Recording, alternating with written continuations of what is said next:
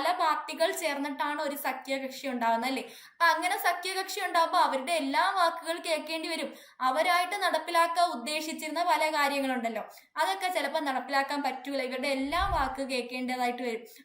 Hi കൂട്ടുകാരെ, എല്ലാവർക്കും എൻ്റെ പുതിയൊരു ക്ലാസ്സിലേക്ക് സ്വാഗതം. നമ്മുടെ തെരഞ്ഞെടുപ്പ് ചൂടൊക്കെ അണയാറായി ഇങ്ങനെ നിൽക്കുകയാണ്. ഈ ഒരു ചൂട് തീരുന്നതിന് മുമ്പ് നമുക്ക് എന്താണ് ഈ ഒരു ടോപ്പിക് അങ്ങ് പഠിച്ചേക്കാം. അപ്പൊ നമ്മൾ ഇന്ന് പഠിക്കാനായിട്ട് പോകുന്നത് 18ാമത്തെ ലോക്സഭാ തെരഞ്ഞെടുപ്പ് 2024 പറ്റിയാണ്. തുടങ്ങാം. അപ്പൊ നമ്മുടെ എന്താണ് ലോക്സഭാ തെരഞ്ഞെടുപ്പ്, നമ്മൾ എന്ത് പഠിക്കുമ്പോഴും അത് എന്താണ്, എന്തിനു വേണ്ടി നടത്തുന്നു തുടങ്ങിയ കാര്യങ്ങളെല്ലാം അറിഞ്ഞിട്ട് നമ്മളത് പഠിച്ചിട്ടേ കാര്യമുള്ളൂ. അപ്പൊ എന്താണ് ലോക്സഭാ തെരഞ്ഞെടുപ്പ്? അറ്റ്ലീസ്റ്റ് നമ്മൾ എന്തറിയണം, 81ാം അനുച്ഛേദം അനുസരിച്ചാണ് ലോക്സഭാ തെരഞ്ഞെടുപ്പ് നടക്കുന്നത്. ഇന്ത്യൻ ഭരണഘടനയുടെ ആർട്ടിക്കിൾ 81 അനുസരിച്ചാണ് നമ്മുടെ ലോക്സഭാ തെരഞ്ഞെടുപ്പ് നടക്കുന്നത്. ലോക്സഭാ തെരഞ്ഞെടുപ്പ് ഫലത്തിൽ കേവല ഭൂരിപക്ഷം, അതായത് 272 സീറ്റ് ഇത് നേടുന്ന രാഷ്ട്രീയ പാർട്ടി ആയിരിക്കും സർക്കാർ രൂപീകരിക്കുക. ആ സർക്കാർ രൂപീകരിക്കുന്ന ആ രാഷ്ട്രീയ പാർട്ടി നിർദ്ദേശിക്കുന്ന സ്ഥാനാർത്ഥി ആയിരിക്കും ആര്, ഇന്ത്യയുടെ പ്രധാനമന്ത്രിയുമാകുക. ഓക്കെ അല്ലേ? അടുത്ത എന്താണ് ലോക്സഭാ തെരഞ്ഞെടുപ്പ്? നമ്മൾ പറഞ്ഞു 81 പ്രകാരമാണ് തെരഞ്ഞെടുപ്പ് നടത്തുന്നത്. എത്ര സീറ്റിലേക്കാണ്? ഇത്താണ് നമ്മുടെ നിലവിൽ നമ്മൾ തെരഞ്ഞെടുപ്പ് നടത്തുന്നത് 543 സീറ്റിലേക്കാണ്. 550 അംഗങ്ങൾ വരെ നമുക്ക് വേണമെങ്കിൽ തെരഞ്ഞെടുക്കാം. ഓക്കെ, അപ്പൊ ഇതിന്റെ കാലാവധി എത്രയാണ്? ഒരു ലോക്സഭാ തെരഞ്ഞെടുപ്പ് നടത്തി വിജയിച്ച ആ ഒരു പാർട്ടി ഒരു സർക്കാർ രൂപീകരിച്ചു. ഇതിന്റെ കാലാവധി എത്ര നാളാണ്? എത്രയാണ്? മിനിമം 5 വർഷമാണ്. ഓക്കെ, 5 വർഷമാണ് രാഷ്ട്രപതി പിരിച്ചുവിടുന്നത് വരെ എന്നും പറയാം. അതായത് സർക്കാർ വൻ തോൽവിയാണെങ്കിൽ രാഷ്ട്രപതിക്ക് വേണമെങ്കിൽ സർക്കാരിനെ പിരിച്ചുവിടാനായിട്ട് സാധിക്കും. അപ്പൊ 5 വർഷം അല്ലെങ്കിൽ രാഷ്ട്രപതി പിരിച്ചുവിടുന്നത് വരെയാണ് ആർക്ക് അവിടെ ഇരിക്കാൻ സാധിക്കുക? ആ സർക്കാരിന് അവിടെ ഇരിക്കാനായിട്ട് സാധിക്കുക. 18 വയസ്സിന് മുകളിൽ യോഗ്യരായ ഏതൊരു ഇന്ത്യൻ പൗരനും തെരഞ്ഞെടുപ്പിൽ വോട്ട് ചെയ്യാനുള്ള അധികാരമുണ്ട്. ഓക്കെ അല്ലെ? അപ്പൊ ആർട്ടിക്കിൾ 81 അനുസരിച്ചാണ് നടത്തുന്നത്. 543 സീറ്റിലേക്കാണ് നിലവിൽ തെരഞ്ഞെടുപ്പ് നടത്തുന്നത്. പിന്നെന്താണ്, 5 വർഷം അല്ലെങ്കിൽ രാഷ്ട്രപതി പിരിച്ചുവിടുന്നത് സമയം വരെയാണ് അവർക്ക് അവിടെ ഇരിക്കാനായിട്ട് സാധിക്കുക. 18 വയസ്സുള്ള ഏതൊരു ഇന്ത്യൻ പൗരനും എന്താണ് തെരഞ്ഞെടുപ്പിൽ വോട്ട് ചെയ്യാനുള്ള അധികാരമുണ്ട്. പിന്നെ ഏത് വ്യവസ്ഥയാണ്? ഫസ്റ്റ് പാസ് ദ പോസ്റ്റ് വ്യവസ്ഥ, അതായത് FPTP വ്യവസ്ഥ അനുസരിച്ചിട്ടാണ് ഈ തെരഞ്ഞെടുപ്പിൽ എന്താണ് ഈ വിജയിയെ തെരഞ്ഞെടുക്കുന്നത്. അപ്പൊ എന്താണ് FPTP വ്യവസ്ഥ? എന്താണ്? ഏറ്റവും കൂടുതൽ വോട്ട് നേടുന്ന വ്യക്തി. അതായത് നമുക്കറിയാം ഒരുപാട് ആൾക്കാർ ഇലക്ഷന് മത്സരിക്കാം, വേണമെങ്കിൽ നമുക്ക് വരെ മത്സരിക്കാം അല്ലെ. അപ്പൊ അതായത് ഒരു രാഷ്ട്രീയ പാർട്ടി നിർദ്ദേശിക്കുന്ന ഒരു വ്യക്തി, അല്ലെങ്കിൽ എന്താണ് സ്വതന്ത്രർക്ക് ആർക്ക് വേണമെങ്കിലും മത്സരിക്കാം, സ്വതന്ത്രന്മാർ, അങ്ങനെ ഒരുപാട് പേര് കാണും ഒരു ഇലക്ഷന് മത്സരിക്കാൻ. അങ്ങനെ ഒരുപാട് പേര് മത്സരിക്കുന്നതിൽ ആർക്കാണ് ഏറ്റവും കൂടുതൽ വോട്ട് കിട്ടുന്നത് അവരായിരിക്കും വിജയിക്കുക അല്ലെ. അതാണ് ഏറ്റവും കൂടുതൽ വോട്ട് നേടുന്ന ആ ഒരു വ്യക്തി വിജയിക്കുന്ന സംവിധാനത്തെയാണ് FPTP വ്യവസ്ഥ അല്ലെങ്കിൽ ഫസ്റ്റ് പാസ് ദി പോസ്റ്റ് വ്യവസ്ഥ എന്ന് പറയുന്നത്. ഓക്കെ അല്ലേ? അപ്പൊ ഭൂരിപക്ഷത്തിന് ആവശ്യമായിട്ടുള്ള സീറ്റുകൾ എത്രയാണ്? ഭൂരിപക്ഷത്തിന് ആവശ്യമായിട്ടുള്ള സീറ്റുകൾ അല്ലെങ്കിൽ ഒരു സർക്കാർ രൂപീകരിക്കാൻ ആവശ്യമായിട്ടുള്ള സീറ്റുകൾ 272 ആണ് കേട്ടോ. 272 സീറ്റുകൾ ഉണ്ടെങ്കിൽ ആ ഗവൺമെന്റിന് അല്ലെങ്കിൽ ആ ഒരു പാർട്ടിക്ക് ഒരു സർക്കാരിനെ രൂപീകരിക്കാൻ സാധിക്കും. അല്ലെങ്കിൽ കേവല ഭൂരിപക്ഷമുള്ള ഒരു രാഷ്ട്രീയ പാർട്ടിക്ക് സർക്കാരിനെ ഉണ്ടാക്കാനായിട്ട് സാധിക്കും. ഓക്കെ അല്ലേ? ഇത്രയും ക്ലിയർ അല്ലേ? ഓക്കെ, അപ്പൊ ആരാണ് നടത്തുന്നത്? നമ്മൾ പറഞ്ഞു ലോക്സഭാ തെരഞ്ഞെടുപ്പിനെ പറ്റി നമ്മൾ പറഞ്ഞു. ഇനി ഈ ലോക്സഭാ തെരഞ്ഞെടുപ്പ് ആരാണ് നടത്തുന്നത്? നമ്മുടെ ഒരു സംസ്ഥാനത്തിന്റെ പവർ എന്ന് പറയുന്നത് സർക്കാരുകളുടെ കയ്യിലാണ് അല്ലെ. അപ്പൊ ഈ സർക്കാരുകളെ തെരഞ്ഞെടുക്കുന്ന ആ ഒരു ഇലക്ഷൻ ആര് നടത്തും? ആരാണ്? നമുക്കറിയാം തദ്ദേശ സ്വയംഭരണ സ്ഥാപനങ്ങൾ ഒഴികെ ബാക്കി എല്ലാ ഇലക്ഷനും നടത്തുന്നത് ആരാണ്? തെരഞ്ഞെടുപ്പ് കമ്മീഷണറാണ് അല്ലെ. അപ്പൊ തെരഞ്ഞെടുപ്പ് കമ്മീഷനാണ് നമ്മുടെ ഇതേ കണക്കുള്ള സർക്കാരുകളെയൊക്കെ തെരഞ്ഞെടുക്കുന്ന ഇലക്ഷൻസിന് മേൽനോട്ടം വഹിക്കുന്നത്. അപ്പൊ എന്നാണ് തെരഞ്ഞെടുപ്പ് കമ്മീഷൻ സ്ഥാപിച്ചത്? എന്നാണ്? 1950 ജനുവരി 25-നാണ് തെരഞ്ഞെടുപ്പ് കമ്മീഷൻ സ്ഥാപിച്ചത്. ഓക്കെ അല്ലേ? അപ്പൊ അങ്ങനെ സ്ഥാപിച്ച ആ ജനുവരി 25 എന്തായിട്ട് ആചരിക്കുന്നത്? വോട്ടേഴ്സ് ഡേ ആയിട്ട് ആചരിക്കുന്നത്. വോട്ടേഴ്സ് ഡേ ആയിട്ട് നമ്മൾ ആചരിക്കുന്നത് ജനുവരി 25. 1950 ജനുവരി 25 തെരഞ്ഞെടുപ്പ് കമ്മീഷൻ രൂപീകരിച്ചത്. ഓക്കെ അല്ലേ? ഏത് ആർട്ടിക്കിൾ പ്രകാരമാണ്? ആർട്ടിക്കിൾ 324 പ്രകാരമാണ് തെരഞ്ഞെടുപ്പ് കമ്മീഷൻ രൂപീകരിച്ചത്. ഓക്കെ അല്ലേ? ആകെ അംഗങ്ങൾ എത്രയാണ്? 3 പേരുണ്ട്. 1+2, അതായത് ഒരു സെൻട്രൽ ഇലക്ഷൻ കമ്മീഷണറും പിന്നെ 2 ഇലക്ഷൻ കമ്മീഷണർമാരും ആയിരിക്കും ഇതിനകത്തുള്ളത്. അങ്ങനെ 3 പേരാണ് ഏതിനുള്ളത്? ഇലക്ഷൻ കമ്മീഷന് ഉള്ളത്. ഓക്കെ അല്ലേ? ഇവരെ നിയമിക്കുന്നത് ആരാണ്? ആരാണ് നിയമിക്കുന്നത്? ആരാണ്? നമ്മുടെ രാഷ്ട്രപതിയാണ് നിയമിക്കുന്നത് കേട്ടോ. രാഷ്ട്രപതിയാണ് തെരഞ്ഞെടുപ്പ് കമ്മീഷണർമാരെ നിയമിക്കുന്നത്. അവരുടെ കാലാവധി എത്ര വർഷമാണ്? 6 വർഷം 65 വയസ്സ്. 6 വർഷം അല്ലെങ്കിൽ 65 വയസ്സ് വരെയാണ് ഇവർക്ക് ആ ഒരു പൊസിഷനിൽ ഇരിക്കാനായിട്ട് സാധിക്കുക. അപ്പൊ എന്തൊക്കെയാ നമ്മൾ പറഞ്ഞത്? 1950 ജനുവരി 25 തെരഞ്ഞെടുപ്പ് കമ്മീഷൻ രൂപീകരിച്ചത്. ആർട്ടിക്കിൾ 324 അനുസരിച്ചാണ് രൂപീകരിച്ചത്. ആകെ എത്ര അംഗങ്ങളുണ്ട്? 3 അംഗങ്ങളുണ്ട്. നിയമിക്കുന്നത് ആരാണ്? രാഷ്ട്രപതിയാണ് നിയമിക്കുന്നത്. രാഷ്ട്രപതിയാണ്. കാലാവധി 6 വർഷം 65 വയസ്സ്. ഓക്കെ അല്ലേ? ഇത്രയും ഓക്കെ അല്ലേ? ഇനി ആരാണ് നീക്കം ചെയ്യുന്നത്? നീക്കം ചെയ്യുന്ന 2 രീതിയിലാണ്. ചീഫ് ഇലക്ഷൻ കമ്മീഷണറെ അല്ലെങ്കിൽ എന്താണ് നമ്മുടെ മുഖ്യ ഇലക്ഷൻ കമ്മീഷണറെ നീക്കം ചെയ്യുന്നത് പാർലമെന്ററി പ്രമേയത്തിലൂടെ രാഷ്ട്രപതിയാണ് നീക്കം ചെയ്യുന്നത്. എന്താണ്? പാർലമെന്ററി പ്രമേയത്തിലൂടെ രാഷ്ട്രപതിക്ക് ആരെ നീക്കം ചെയ്യാം? നമ്മുടെ ചീഫ് ഇലക്ഷൻ കമ്മീഷണറെ നീക്കം ചെയ്യാം. ഓക്കെ. എന്നാൽ മറ്റ് 2 പേരുണ്ടല്ലോ, മറ്റ് 2 കമ്മീഷണർമാർ, അവരെ ആരുടെ ശുപാർശ പ്രകാരമാണ്? ഈ പറയുന്ന ചീഫ് ഇലക്ഷൻ കമ്മീഷണറുടെ ശുപാർശ പ്രകാരമാണ് നീക്കം ചെയ്യുന്നത്. ഓക്കെ അല്ലേ? ഇത്രയും ക്ലിയർ അല്ലേ?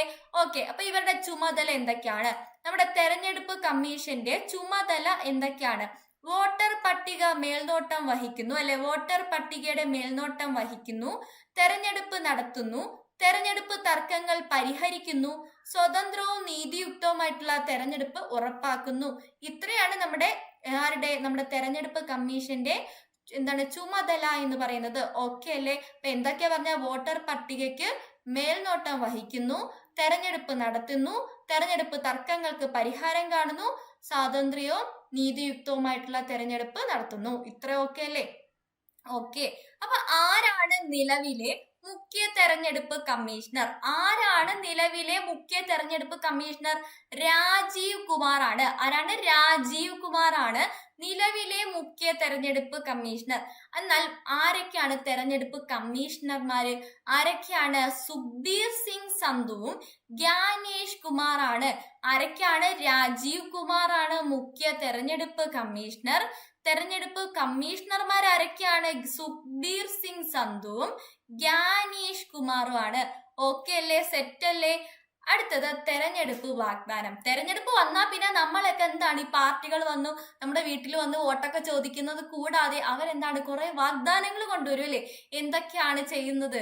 അപ്പൊ അതില് 2 പാർട്ടികൾ മെയിൻ ആയിട്ട് നമ്മൾ നോക്കുന്ന ആരെയാണ്? കോൺഗ്രസിനെയും ഭാരതീയ ജനതാ പാർട്ടി അല്ലെങ്കിൽ BJP-നെയാണ് നോക്കുന്നത് അല്ലെ? അപ്പൊ ഇവർ യഥാക്രമം എന്താണ്? ന്യായ് പത്ര, സങ്കല്പ് പത്ര എന്നിങ്ങനെ 2 പ്രകടന പത്രികകളാണ് ഇറക്കിയത്. അപ്പൊ കോൺഗ്രസ് പാർട്ടിയും BJP-യും യഥാക്രമം ന്യായ് പത്ര, സങ്കല്പ് പത്ര എന്നിങ്ങനെ 2 പ്രകടന പത്രികകളാണ് ഇറക്കിയത്. ഓക്കെ. ഇത് ഇലക്ഷന് തൊട്ടു മുന്നെയാണ് ഇറക്കുന്നത്. ഇതെന്തിനാണ്? ഇന്ത്യയുടെ ഭാവിയെ കുറിച്ചുള്ള അവരുടെ കാഴ്ചപ്പാടുകളാണ് അവരിങ്ങനെ പ്രകടന പത്രികകളായിട്ട് ഇറക്കുന്നത്. ഏകദേശം ഇതിലൊക്കെ ഉൾപ്പെടുത്തിയിരിക്കുന്ന കാര്യങ്ങളായിരിക്കും അവർ പിന്നീട് എന്ത് ചെയ്യുക? നടപ്പിലാക്കാൻ ശ്രമിക്കുക. ഓക്കെ അല്ലേ? ഇത്രയും ഓക്കെ അല്ലേ? അപ്പൊ എന്താണ് നമ്മുടെ തെരഞ്ഞെടുപ്പിന്റെ ഹൈലൈറ്റുകൾ? 18ാമത്തെ എന്താണ് ലോകസഭാ തെരഞ്ഞെടുപ്പിന്റെ ഹൈലൈറ്റ്സ് എന്തൊക്കെയാന്ന് നോക്കാം. 2024 തെരഞ്ഞെടുപ്പ്. 18ാം ലോകസഭാ തെരഞ്ഞെടുപ്പ് 2024 ഏപ്രിൽ 19 മുതൽ ജൂൺ 1 വരെയാണ് നടന്നത് അല്ലെ? ഏപ്രിൽ 19 തൊട്ട് ജൂൺ 1 വരെയാണ് നടന്നത്. 18ാമത്തെ ലോകസഭാ തെരഞ്ഞെടുപ്പ് 2024 ഏപ്രിൽ 19 മുതൽ 2024 ജൂൺ 1 വരെയാണ് നടന്നത്. 44 ദിവസങ്ങൾ ഉണ്ടായിരുന്നു അല്ലേ? അങ്ങനെ 44 ദിവസങ്ങളിലായിട്ടാണ് തെരഞ്ഞെടുപ്പ് നടന്നത്. ഓക്കെ അല്ലേ? 18ാം ലോകസഭാ തെരഞ്ഞെടുപ്പ് 2024 ഏപ്രിൽ 19 മുതൽ 2024 ജൂൺ 1 വരെ നടന്നു. 44 ദിവസങ്ങളിലായിട്ട്. ഓക്കെ അല്ലേ? തെരഞ്ഞെടുപ്പിന് 7 ഘട്ടങ്ങൾ ഉണ്ടായിരുന്നു. എത്രയാണ്? 7 ഘട്ടങ്ങളിലായിട്ടാണ് തെരഞ്ഞെടുപ്പ് നടന്നത്. 543 സീറ്റുകളിലേക്കാണ് തെരഞ്ഞെടുപ്പ് നടന്നത്. എത്രയാണ്? 543 സീറ്റുകളിലായിട്ട് 7 ഘട്ടങ്ങളിലായിട്ടാണ് നമ്മുടെ 18ാമത്തെ ലോകസഭാ തെരഞ്ഞെടുപ്പ് നടക്കുന്നത്. എന്നാണ് ഇതിന്റെ ഫലം വന്നത്? എന്നാണ് ഫലം വന്നത്?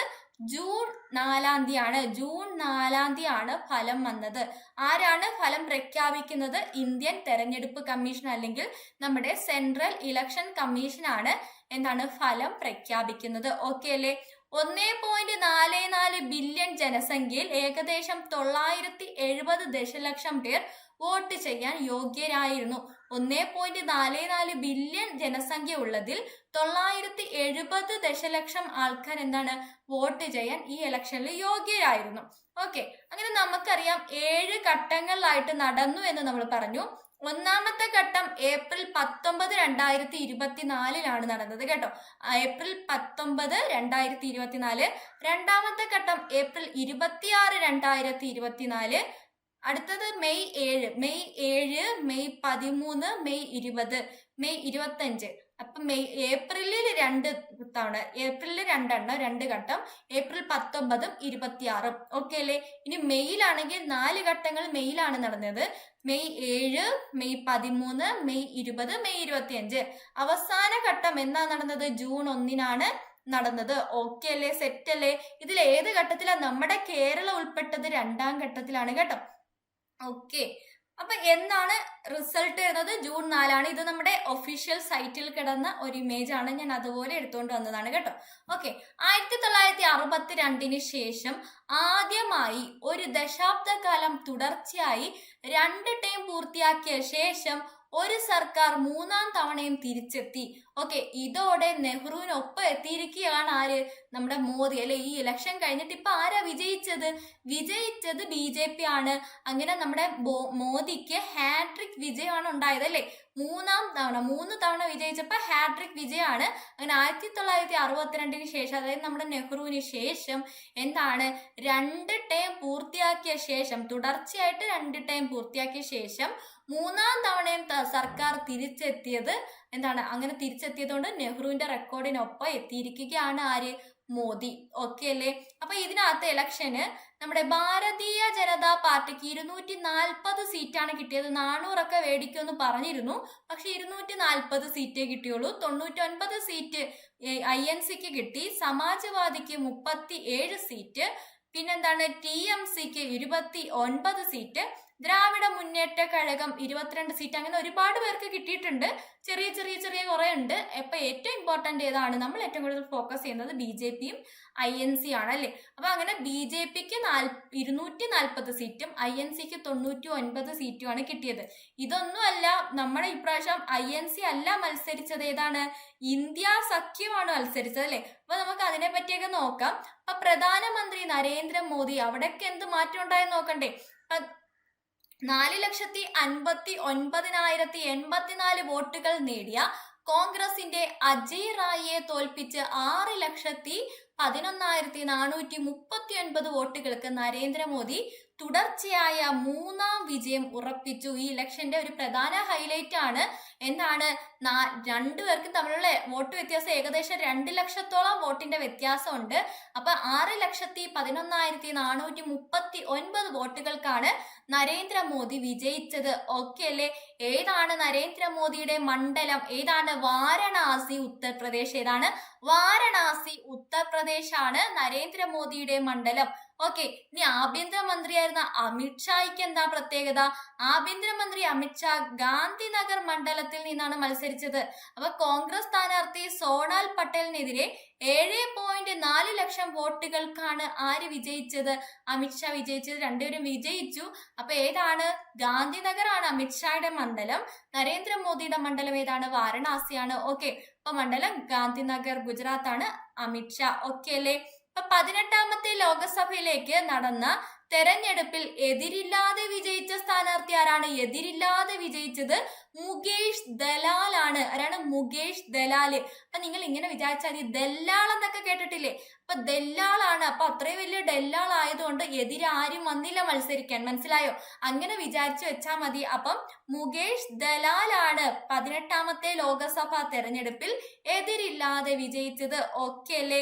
ഓക്കെ, ഇനി 18ാമത്തെ ലോകസഭയിലേക്ക് രാജ്യം ഏറ്റവും കൂടിയ ഭൂരിപക്ഷത്തിൽ വിജയിച്ചത് ആരാണ്? രാജ്യത്തെ ഏറ്റവും കൂടിയ ഭൂരിപക്ഷം നേടിയത് ആരാണ്? ഇൻഡോർ MP ആയിരുന്ന ശങ്കർ ലാൽവാനി ആണ്. ആരാണ്? ഇൻഡോർ MP ഇൻഡോർ MP ശങ്കർ ലാൽവാനി ആണ് ഏറ്റവും കൂടുതൽ ഭൂരിപക്ഷത്തിന് ഇപ്രാവശ്യം നമ്മുടെ ലോക്സഭാ തെരഞ്ഞെടുപ്പിൽ വിജയിച്ചത്. ഓക്കെ അല്ലേ?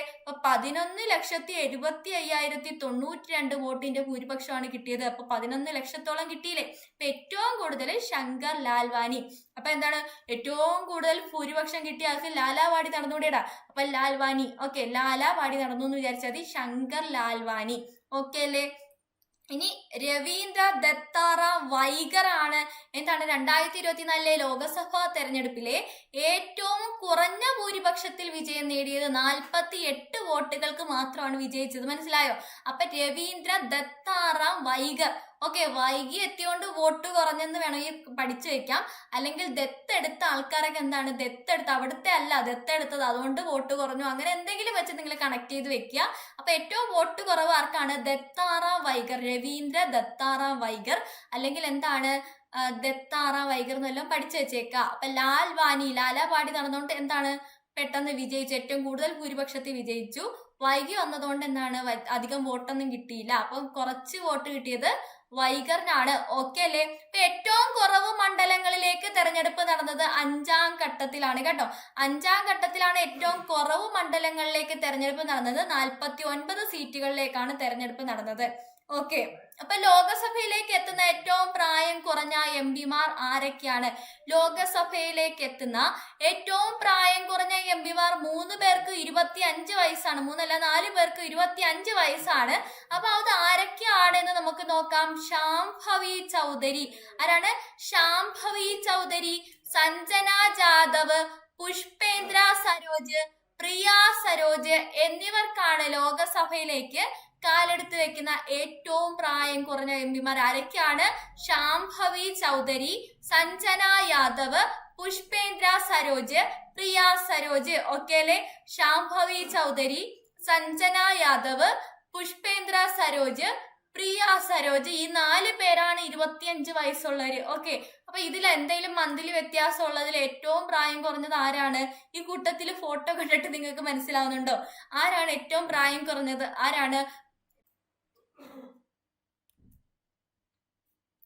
നമ്മുടെ ബീഹാറിലെ സമസ്തിപൂർ മണ്ഡലത്തിൽ നിന്നും കോൺഗ്രസിന്റെ സണ്ണി ഹാസിരിയെ തോൽപ്പിച്ച് അല്ലെങ്കിൽ പരാജയപ്പെടുത്തി 25-കാരിയായിട്ടുള്ള ശാംഭവി MP സ്ഥാനം കൈവരിച്ചു അല്ലെ. അപ്പൊ ലോക് ജനശക്തി പാർട്ടി ടിക്കറ്റിൽ മത്സരിച്ച് വിജയിച്ച ശാംഭവിയാണ് ഏറ്റവും പ്രായം കുറഞ്ഞ MP. ആ കൂട്ടത്തിൽ 25 വയസ്സാണ് എല്ലാവർക്കും, 4 പേർക്കും.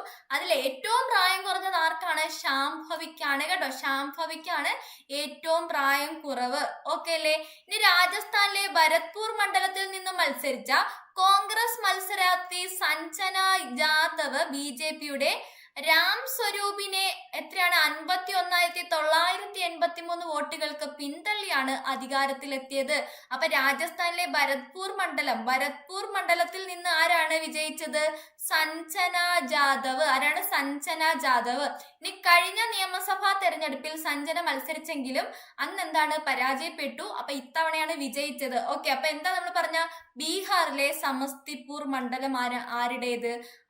ശാംഭവിയുടേത്. ഓക്കെ, ശാംഭവിയാണ് ഏറ്റവും പ്രായം കുറഞ്ഞ എന്താണ് MP. ഓക്കെ അല്ലേ?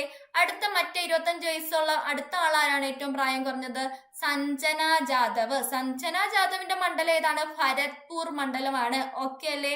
അടുത്തത് BJP കോട്ടയായിരുന്ന കൗശാംബി മണ്ഡലത്തിൽ നിന്നും പടവെട്ടി SP-യുടെ പുഷ്പേന്ദ്ര സരോജ് അധികാരം നേടി. അപ്പൊ അടുത്ത കൗശാംബി മണ്ഡലം BJP-യുടെ കോട്ടയായിരുന്ന കൗശാംബി മണ്ഡലത്തിൽ ആരാണ് വിജയിച്ചത്? പുഷ്പേന്ദ്ര സരോജ് ആണ്. ഇതും ആരാണ്? നമ്മുടെ 25 വയസ്സുള്ള ആ പ്രായം കുറഞ്ഞ MP-മാരിൽ പെടുന്ന ആളാണ്. ഓക്കെ അല്ലേ? അപ്പൊ BJP-യുടെ MP വിനോദ് കുമാർ സോങ്കറിനെ ഇത്രയും ഭൂരിപക്ഷത്തിനാണ് എന്താണ് എത്രയാണ് 1,03,944 വോട്ടുകൾക്കാണ് പരാജയപ്പെടുത്തിയത്. അതൊന്നും വലിയ ഫോക്കസ് ചെയ്ത് നിങ്ങൾ പഠിക്കേണ്ട, എന്നാലും അത് അറിഞ്ഞു വെച്ചേക്കും. ഒരു ക്യൂരിയോസിറ്റിക്ക് വേണ്ടി ജസ്റ്റ് അറിഞ്ഞു വെച്ചിരുന്നാൽ മതി. 5 തവണ MLA-യും മുൻ ഉത്തർപ്രദേശ് മന്ത്രിയുമായിരുന്ന ഇന്ദ്രജിത്ത് സരോജിന്റെ മകനാണ് ആരെന്ന് പറയുന്നത്? പുഷ്പേന്ദ്ര സരോജ് എന്ന് പറയുന്നത്. അപ്പൊ ഏതാണ് മണ്ഡലം? കൗശാംബിയാണ് മണ്ഡലം. 5 തവണ MLA-യും മുൻ ഉത്തർപ്രദേശിന്റെ മന്ത്രിയായിരുന്ന ആരാണ്? ഇന്ദ്രജിത്ത് സരോജിന്റെ മകനാണ്. അടുത്തത് മച്ചലി നഗർ. ഓക്കെ, മച്ചലി ഷഹർ മണ്ഡലത്തിൽ നിന്നും SP ടിക്കറ്റിൽ ആരാണ്? പ്രിയ സരോജ് ലോകസഭയിലെത്തിയ അടുത്ത വ്യക്തിയാണ് പ്രിയ സരോജ്. ഏതാണ് മണ്ഡലം? മച്ചലി ഷഹർ ആണ് മണ്ഡലം. BJP MP ഭോലാനാഥിനെ 35,850 വോട്ടുകൾക്കാണ് ആര് പരാജയപ്പെടുത്തിയത്? പ്രിയ സരോജ് പരാജയപ്പെടുത്തിയത്. 3 തവണ MP ആയിട്ടുള്ള തൂഫാനി സരോജിന്റെ മകളാണ് ആരെന്ന് പറയുന്നത്? പ്രിയ എന്ന് പറയുന്നത്. അതും ജസ്റ്റ് ക്യൂരിയോസിറ്റിക്ക് അറിഞ്ഞു വെച്ചാൽ മതി. അപ്പൊ നമുക്ക് എന്തൊക്കെയാണ് പഠിക്കാനുള്ളത്, അറിഞ്ഞു വെക്കേണ്ട എന്തൊക്കെയാണ്? ഏതാണ് നമ്മുടെ ഏറ്റവും പ്രായം കുറഞ്ഞ MP മാർ? ലോകസഭയിലേക്ക് എത്തുന്ന ഏറ്റവും പ്രായം കുറഞ്ഞ MP മാർ ആരാണ്? ശാംഭവി ചൗധരി, സഞ്ജന ജാദവ്, പുഷ്പേന്ദ്ര സരോജ്, പ്രിയ സരോജ്. ഓക്കെ അല്ലെ? ഇതിൽ ആർക്കാണ് ഏറ്റവും പ്രായം കുറവ്? ശാംഭവിക്കാണ് ഏറ്റവും പ്രായം കുറവ്. ഏതാണ് ശാംഭവിയുടെ മണ്ഡലം? സമസ്തിപൂർ മണ്ഡലം. ഓക്കെ, അടുത്ത നമ്മൾ പറഞ്ഞു ആരാണ്? സഞ്ജന ജാദവ്. ഏതാണ് മണ്ഡലം? ഭരത്പൂർ മണ്ഡലം. ഓക്കെ അല്ലെ? സഞ്ജന ജാദവ് ഭരത്പൂർ മണ്ഡലം. അടുത്ത എന്താണ്? കൗശാംബി മണ്ഡലത്തിൽ ആരാണ്? പുഷ്പേന്ദ്ര സരോജ്. ഓക്കെ, പുഷ്പേന്ദ്ര സരോജ് കൗശാംബി മണ്ഡലം. അടുത്ത മച്ചലി ഷഹർ മണ്ഡലം ആരാണ്? പ്രിയ സരോജ്. ഓക്കെ അല്ലെ? ഇനി നമ്മുടെ വേറിട്ട കുറച്ച് കാഴ്ചകളൊക്കെ നമ്മുടെ ഇലക്ഷൻ ഉണ്ടായിരുന്നു, അതും കൂടെ നമുക്ക് നോക്കാം. ലോകത്തിലെ ഏറ്റവും ഉയരമുള്ള പോളിംഗ് ബൂത്ത് ഏതാണ്? ലോകത്തിലെ ഏറ്റവും ഉയരമുള്ള പോളിംഗ് ബൂത്ത് എവിടെയായിരുന്നു? ടാഷിഗാങ്, ഹിമാചൽ പ്രദേശ്. ഏതാണ്? ടാഷിഗാങ്, ഹിമാചൽ പ്രദേശ് ആണ്. 2024 ലോകസഭാ തെരഞ്ഞെടുപ്പ് ഏറ്റവും പ്രായം കുറഞ്ഞ MP. 2024 ലോകസഭാ തെരഞ്ഞെടുപ്പിൽ ഏറ്റവും പ്രായം കുറഞ്ഞ MP ആരാണ്? ശാംഭവി ചൗധരി. ഓക്കെ അല്ലേ? ബീഹാർ സ്വദേശിയാണ്. അടുത്ത നമ്മുടെ കേരളത്തിൽ ഇത്രയും നാള് BJPക്ക് ഒരു സീറ്റ് പോലും ഇതുവരെ കിട്ടിയിരുന്നില്ല. അപ്പൊ കേരളത്തിലെ BJPയിൽ നിന്നുള്ള ആദ്യ ലോകസഭാ പാർലമെന്റേറിയനായിട്ട് ആര് മാറി? സുരേഷ് ഗോപി മാറി അല്ലെ? അപ്പൊ കേരളത്തിലെ ഏറ്റവും ഉയരമുള്ള പോളിംഗ് ബൂത്ത്, ലോകത്തിലെ ഏറ്റവും ഉയരത്തിലുള്ള പോളിംഗ് ബൂത്ത് ഏതാണ്? ടാഷിഗാങ്, ഹിമാചൽ പ്രദേശ് ആണ്. 2024 ലോകസഭാ തെരഞ്ഞെടുപ്പിൽ ഏറ്റവും പ്രായം കുറഞ്ഞ MP ശാംഭവി ചൗധരിയാണ്. കേരളത്തിൽ BJPയിൽ നിന്നുള്ള ആദ്യത്തെ ലോകസഭാ പാർലമെന്റേറിയൻ ആരാണ്? സുരേഷ് ഗോപിയാണ്. ഓക്കെ, ഇനി 18ാം ലോകസഭയിലേക്ക് നടന്ന തെരഞ്ഞെടുപ്പിൽ എതിരില്ലാതെ വിജയിച്ചതാരാണ്? മുകേഷ് ദലാൽ ആണ്. ഓക്കെ, അടുത്തത് നമ്മുടെ UP വിജയിക്കുമെന്നൊക്കെ ഒരുപാട് ആഗ്രഹിച്ചിരുന്നു. 2024 തെരഞ്ഞെടുപ്പിൽ സമാജ്വാദി പാർട്ടി ആകെ 37 സീറ്റുകളും കോൺഗ്രസ് പാർട്ടിക്ക് 6 സീറ്റുകളും നേടി. ഈ കൂട്ടുകെട്ട് ഇന്ത്യൻ സഖ്യത്തിനാകെ 43 സീറ്റുകൾ ഉറപ്പാക്കി UPയില്. അപ്പൊ ഇദ്ദേഹത്തിന്റെ നമ്മുടെ യോഗി ആദിത്യനാഥിന്റെ മണ്ഡലമായിരുന്നു. ഒരിക്കലും കയ്യിൽ നിന്ന് പോകുമെന്ന് വിചാരിച്ച മണ്ഡലമല്ല BJPക്കാരല്ലേ? അപ്പൊ അതും ഒരു വേറിട്ട കാഴ്ചയില്ല. അപ്പൊ അവിടെ ഒന്ന് ശ്രദ്ധിക്കണം. ആരാണ് അങ്ങനെ? ഇന്ത്യ സഖ്യത്തിന് എത്ര സീറ്റ് കിട്ടി? UPയിൽ 43 സീറ്റ് കിട്ടി. ഓക്കെ, ഇനി എന്താണ് തെരഞ്ഞെടുപ്പിന്റെ ഫലം? നമുക്ക് നോക്കാം. 292 സീറ്റുകളുമായി ദേശീയ ജനാധിപത്യ സഖ്യം മുന്നിലെത്തി. ഓക്കെ, അപ്പൊ എത്ര സീറ്റ് ഉണ്ട്? 292 സീറ്റിലായിട്ട് ദേശീയ ജനാധിപത്യ സഖ്യം, അതായത് BJP മുന്നിലെത്തി. പിന്നെ എക്സിറ്റ് പോൾ പ്രവചനങ്ങളെ പാടെ തെറ്റിച്ച് വൻ മുന്നേറ്റം നടത്തിയ ഇന്ത്യ മുന്നണി 234 സീറ്റുകളാണ് നേടിയത്. അപ്പൊ 292, നമ്മൾ BJP 400 സീറ്റ് മേടിക്കുമെന്നൊക്കെ പറഞ്ഞിരുന്നു. അവിടുന്നാണ് 292 ആയിട്ട് മാറിയത് കേട്ടോ. അപ്പൊ 292 സീറ്റുകളുമായിട്ട് ആര് വിജയിച്ചു? BJP വിജയിച്ചു. ഇന്ത്യ മുന്നണിക്ക് എത്ര സീറ്റ് കിട്ടി? 234. ഓക്കെ അല്ലേ? ഇത്തവണ 400-ന് മുകളിൽ എന്ന മുദ്രാവാക്യവുമായി പ്രചാരണം തുടങ്ങിയ BJPക്ക് സ്വന്തം നിലയിൽ 240 സീറ്റ് മാത്രമേ കിട്ടിയുള്ളൂ. ഇത് സഖ്യമാണ്. ഭാരതീയ ജനാധിപത്യ സഖ്യത്തിനാണ് 292 സീറ്റ് കിട്ടിയത്. എന്നാൽ BJPക്ക് മാത്രം എത്ര കിട്ടി? BJPക്ക് മാത്രം 240 സീറ്റേ കിട്ടിയിട്ടുള്ളൂ. ഓക്കെ, ഭരണമുറപ്പിക്കാൻ സഖ്യകക്ഷികളുടെ പിന്തുണ കൂടിയേ തീരൂ. അപ്പൊ നോക്കേ, നമുക്കറിയാം, നമ്മൾ തുടക്കത്തിലേ പറഞ്ഞു, കേവല ഭൂരിപക്ഷം എന്ന് പറഞ്ഞാൽ 292 ആണ്, അല്ലെ? 272 കേവല ഭൂരിപക്ഷം, അല്ലെ? 272 കേവല ഭൂരിപക്ഷം. BJPക്ക് എത്രേ കിട്ടിയോളൂ? 240 കിട്ടിയോളൂ, അല്ലെ? 240 കിട്ടിയോളൂ. അപ്പൊ ഇവർക്ക് സ്വന്തമായിട്ട് ഒരു സർക്കാർ ഉണ്ടാക്കാൻ പറ്റുമോ? ഇല്ല. അപ്പൊ അവിടെ കൂട്ടുകക്ഷി സർക്കാർ എന്ന് പറയുന്ന സംഭവമാണ് ഇവിടെ വന്നിരിക്കുന്നത് കേട്ടോ. അപ്പൊ എന്താണ്? ഭരണം ഉറപ്പിക്കാൻ അപ്പൊ എന്ത് വേണം? സഖ്യകക്ഷികളുടെ പിന്തുണ കൂടിയേ തീരൂ. 99 സീറ്റിൽ വിജയിച്ച കോൺഗ്രസ് 10 വർഷത്തിന് ശേഷം പ്രതിപക്ഷ നേതൃസ്ഥാനം തിരിച്ചു പിടിച്ചു. ഓക്കെ, ഇത്രയും നാളും എന്താണ് ഏകാധിപതിയായിട്ട് തുടർന്നുകൊണ്ടിരിക്കുകയായിരുന്നു നരേന്ദ്രമോദി സർക്കാർ. എന്താണ് കഴിഞ്ഞ സീറ്റിലൊക്കെ നല്ല രീതിയിൽ വിജയിച്ചു. പക്ഷെ ഇത്തവണ നമ്മുടെ പ്രതിപക്ഷ സ്ഥാനം എന്താണ് കുറെ കൂടെ സീറ്റ് പിടിച്ചത് കൊണ്ട് പ്രതിപക്ഷ നേതൃസ്ഥാനം എന്താണ് നമ്മുടെ കോൺഗ്രസ് തിരിച്ചു പിടിച്ചിരിക്കുകയാണ്. ഓക്കെ, ഉത്തർപ്രദേശിൽ BJPക്ക് വൻ ആഘാതമുണ്ടായി. 43 സീറ്റിൽ ഇന്ത്യ സഖ്യം കയറി. അടുത്ത അമേഠിയിൽ സ്മൃതി ഇറാനിക്ക് കനത്ത തോൽവി ഉണ്ടായി അല്ലെ. അമേഠിയില് സ്മൃതി ഇറാനി തോറ്റു. അയോധ്യ അവിടെ ഭയങ്കര ക്ഷേത്രമൊക്കെ കൊണ്ടുവന്ന് അവിടെയൊക്കെ വിജയിക്കുന്ന അവർ വിചാരിച്ചാണ്. അയോധ്യ ഉൾപ്പെട്ട ഫൈസാബാദ് മണ്ഡലത്തിലും BJP തോറ്റു. ബംഗാൾ കോട്ട കാത്ത് മമത. തമിഴ്നാട്ടിൽ DMK ആധിപത്യമുണ്ടായി. പിന്നെന്താണ് BJPക്ക് ഒറ്റയ്ക്ക് കേവല ഭൂരിപക്ഷം ഇല്ല. പ്രധാനപ്പെട്ട ഹൈലൈറ്റുകളാണ് പറയുന്നത് കേട്ടോ. BJPക്ക് ഒറ്റയ്ക്ക് കേവല ഭൂരിപക്ഷം ഇല്ല. UPയിൽ BJPക്ക് കനത്ത തിരിച്ചടി. ഇന്ത്യക്ക് 43 സീറ്റ്, അയോധ്യക്ക് തോൽവി. അടുത്ത എന്താണ് കഴിഞ്ഞ തവണ പിടിച്ചെടുത്ത അമേഠിയും നഷ്ടമായി. കഴിഞ്ഞ തവണ അമേഠി പിടിച്ചെടുത്താലും ഇത്തവണ നഷ്ടപ്പെട്ടു. മോദിയുടെ ഭൂരിപക്ഷത്തിൽ ഇടിവുണ്ടായി. രാഹുലിന് വയനാട്ടിലും റായ് ബറേലിയിലും ജയമുണ്ടായി. സർക്കാർ രൂപീകരണത്തിന് ശ്രമം തുടങ്ങി. ആരാണ്? NDA. ഓക്കെ, നിലവിൽ ഇപ്പൊ ശ്രമം തുടങ്ങി. അല്ലാതെ ഇപ്പൊ സർക്കാരിന് ഒറ്റയ്ക്ക് നിലവിൽ വരാൻ സാധിക്കില്ല. പിന്നെന്താ ഉണ്ടായ ഇലക്ഷൻ മൂലം ഉണ്ടായ ഒരു പ്രധാനപ്പെട്ട കാര്യം, ഓഹരി വിപണി തകർന്നടിഞ്ഞു കേട്ടോ. അപ്പൊ നമ്മുടെ ഈ കോർപ്പറേറ്റുകൾക്കൊക്കെ കൂടുതൽ സപ്പോർട്ട് ചെയ്യുന്ന ഒരു പാർട്ടി ആയിരുന്നു നമ്മുടെ BJP. അപ്പൊ എന്താണ് അവിടെ ഇച്ചിരി സീറ്റിനൊക്കെ ഇടിവ് വന്നപ്പോഴത്തേക്ക് ഓഹരി വിപണിയും അതുപോലെ തകർന്നു. ഇലക്ഷൻ ഒക്കെ ഉണ്ടാകുമ്പോൾ അത് സ്വാഭാവികമാണ്, അതൊന്നും നമ്മൾ വലിയ കാര്യമൊന്നും ആക്കണ്ട. ഓക്കെ, അപ്പൊ ഒഡീഷയിൽ BJP ഭരണം പിടിച്ചു. നവീൻ പട്നായിക്കിന് വൻ പരാജയം. അപ്പൊ ഒഡീഷയിൽ BJP ഭരണം പിടിച്ചു. ആന്ധ്രയിൽ ചന്ദ്രബാബു നായിഡുവിന്റെയും വൻ തിരിച്ചുവരവുണ്ടായി. മഹാരാഷ്ട്രയിൽ കോൺഗ്രസ്, ശിവസേന, NSP ഇന്ത്യ സഖ്യത്തിന് ഉജ്ജ്വല പ്രകടനം ഉണ്ടായി. CPMന് തമിഴ്നാട്ടിൽ രണ്ടും രാജസ്ഥാനിൽ 1 സീറ്റും കിട്ടി കേട്ടോ. നമ്മള് ന്യൂസിലൊക്കെ ഇലക്ഷൻ സമയത്ത് കണ്ടതാണ്.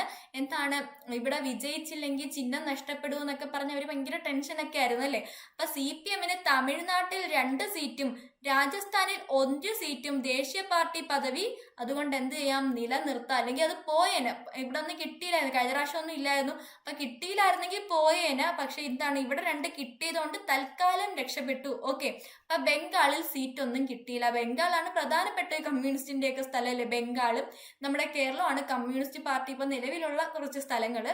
അവിടെ ഒന്നും കിട്ടിയില്ല. പക്ഷെ ഇവിടെ കിട്ടി.